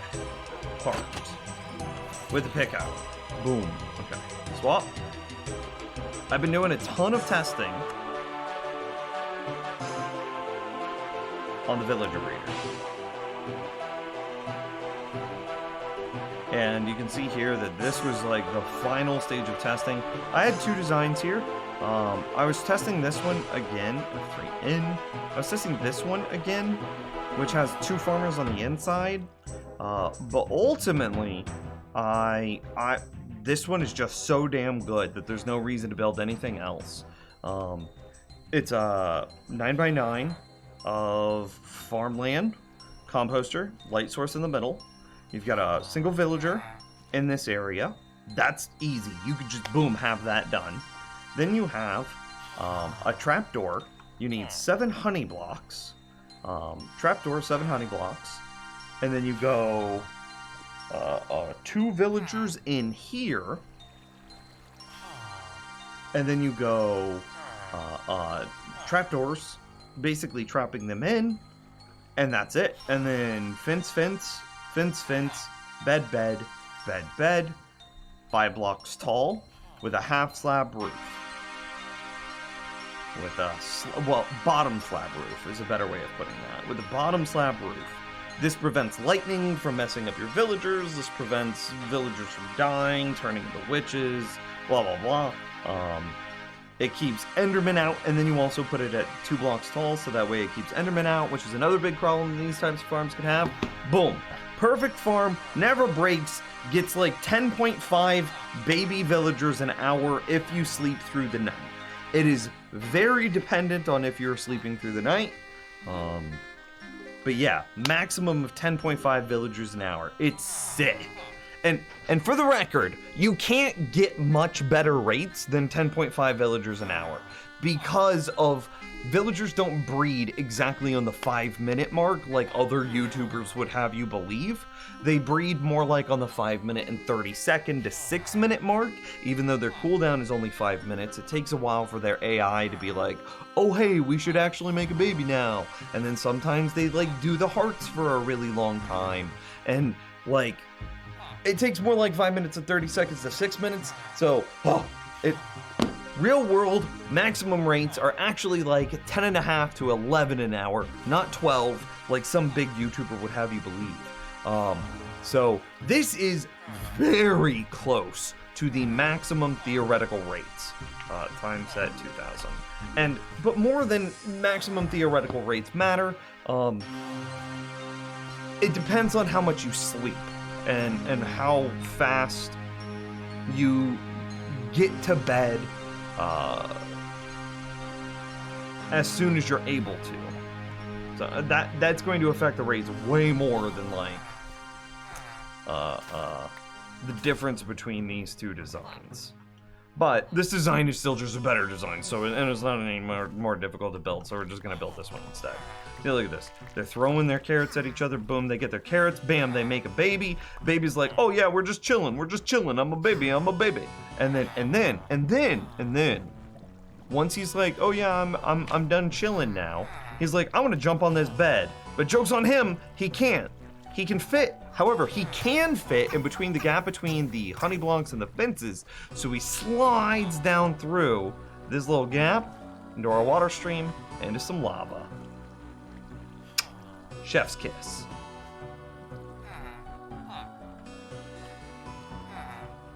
Yeah, it's a design. It doesn't break. It doesn't have problems. It doesn't glitch. It doesn't lag. It doesn't none of it. There's no like. It doesn't even lose carrots, which is why I have them sitting on honey blocks and the trapdoors. Because sometimes when the villagers throw stuff, and maybe the honey blocks don't even matter anymore, I'm just being honest. That's the last thing that I need to test.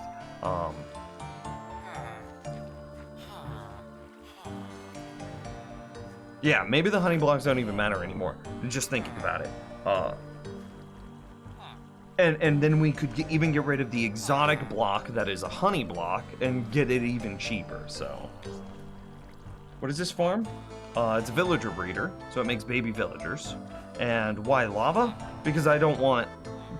This is just the testing world, I'm not actually using the baby villagers, so it is perfectly fine if I just instantly kill all of them the moment they're born. You know, nothing like a little bit of genocide in our Minecraft. That's some professional grade genocide. It is. So yeah, I have a couple more things that I'd like to try. Specifically, I'd like to do. I don't know how to do this. Here, let's just murder these guys. Okay, so if I put that like that, I'm then able to destroy these two.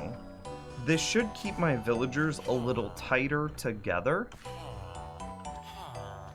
Right? Oop, I accidentally created two, but it's fine. He'll immediately yeet himself off.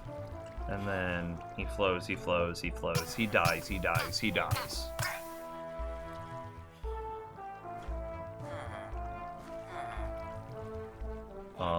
So this is the last thing that I was interested about. It ruins the symmetry of it, which makes it a little bit more weird for a tutorial. But by keeping them in a closer area, I might be able to remove the honey because their momentum of the carrots might not be able to slide into that gap. Does that make sense?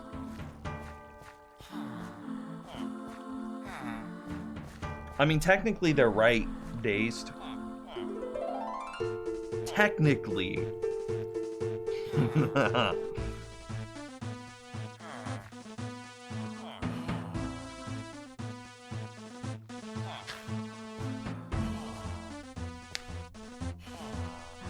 So I don't know.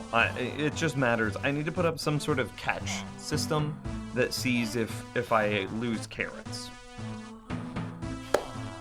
But this is the last thing I need to test. And maybe I don't even do it this way. Maybe I just say like, you can for better carrot rates, and therefore better rates, you can make it honey floor in these 7 blocks. However, if you don't care about your honey, or if losing a little bit of your rates and having a little bit of carrots come out the other end doesn't matter, then you can make these honey blocks regular blocks. We could say that in the tutorial.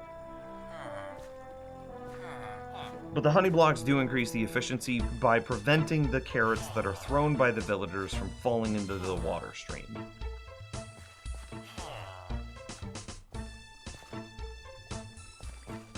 And plus, you get that nice squishy honey noise, which is just a perfect embodiment for what this farm actually is. And you know what? With that, I'm gonna call it a stream, chat room. Thanks for watching. Thanks for hanging out with me today. Shout out to Eyebrows, Metal Sandman, and Flame Wheel for their subs. Thank you guys for supporting the stream. I plan on being back here, same time, same place tomorrow to continue slabbing the slime farm and working on the hardcore world. I'll see you tomorrow.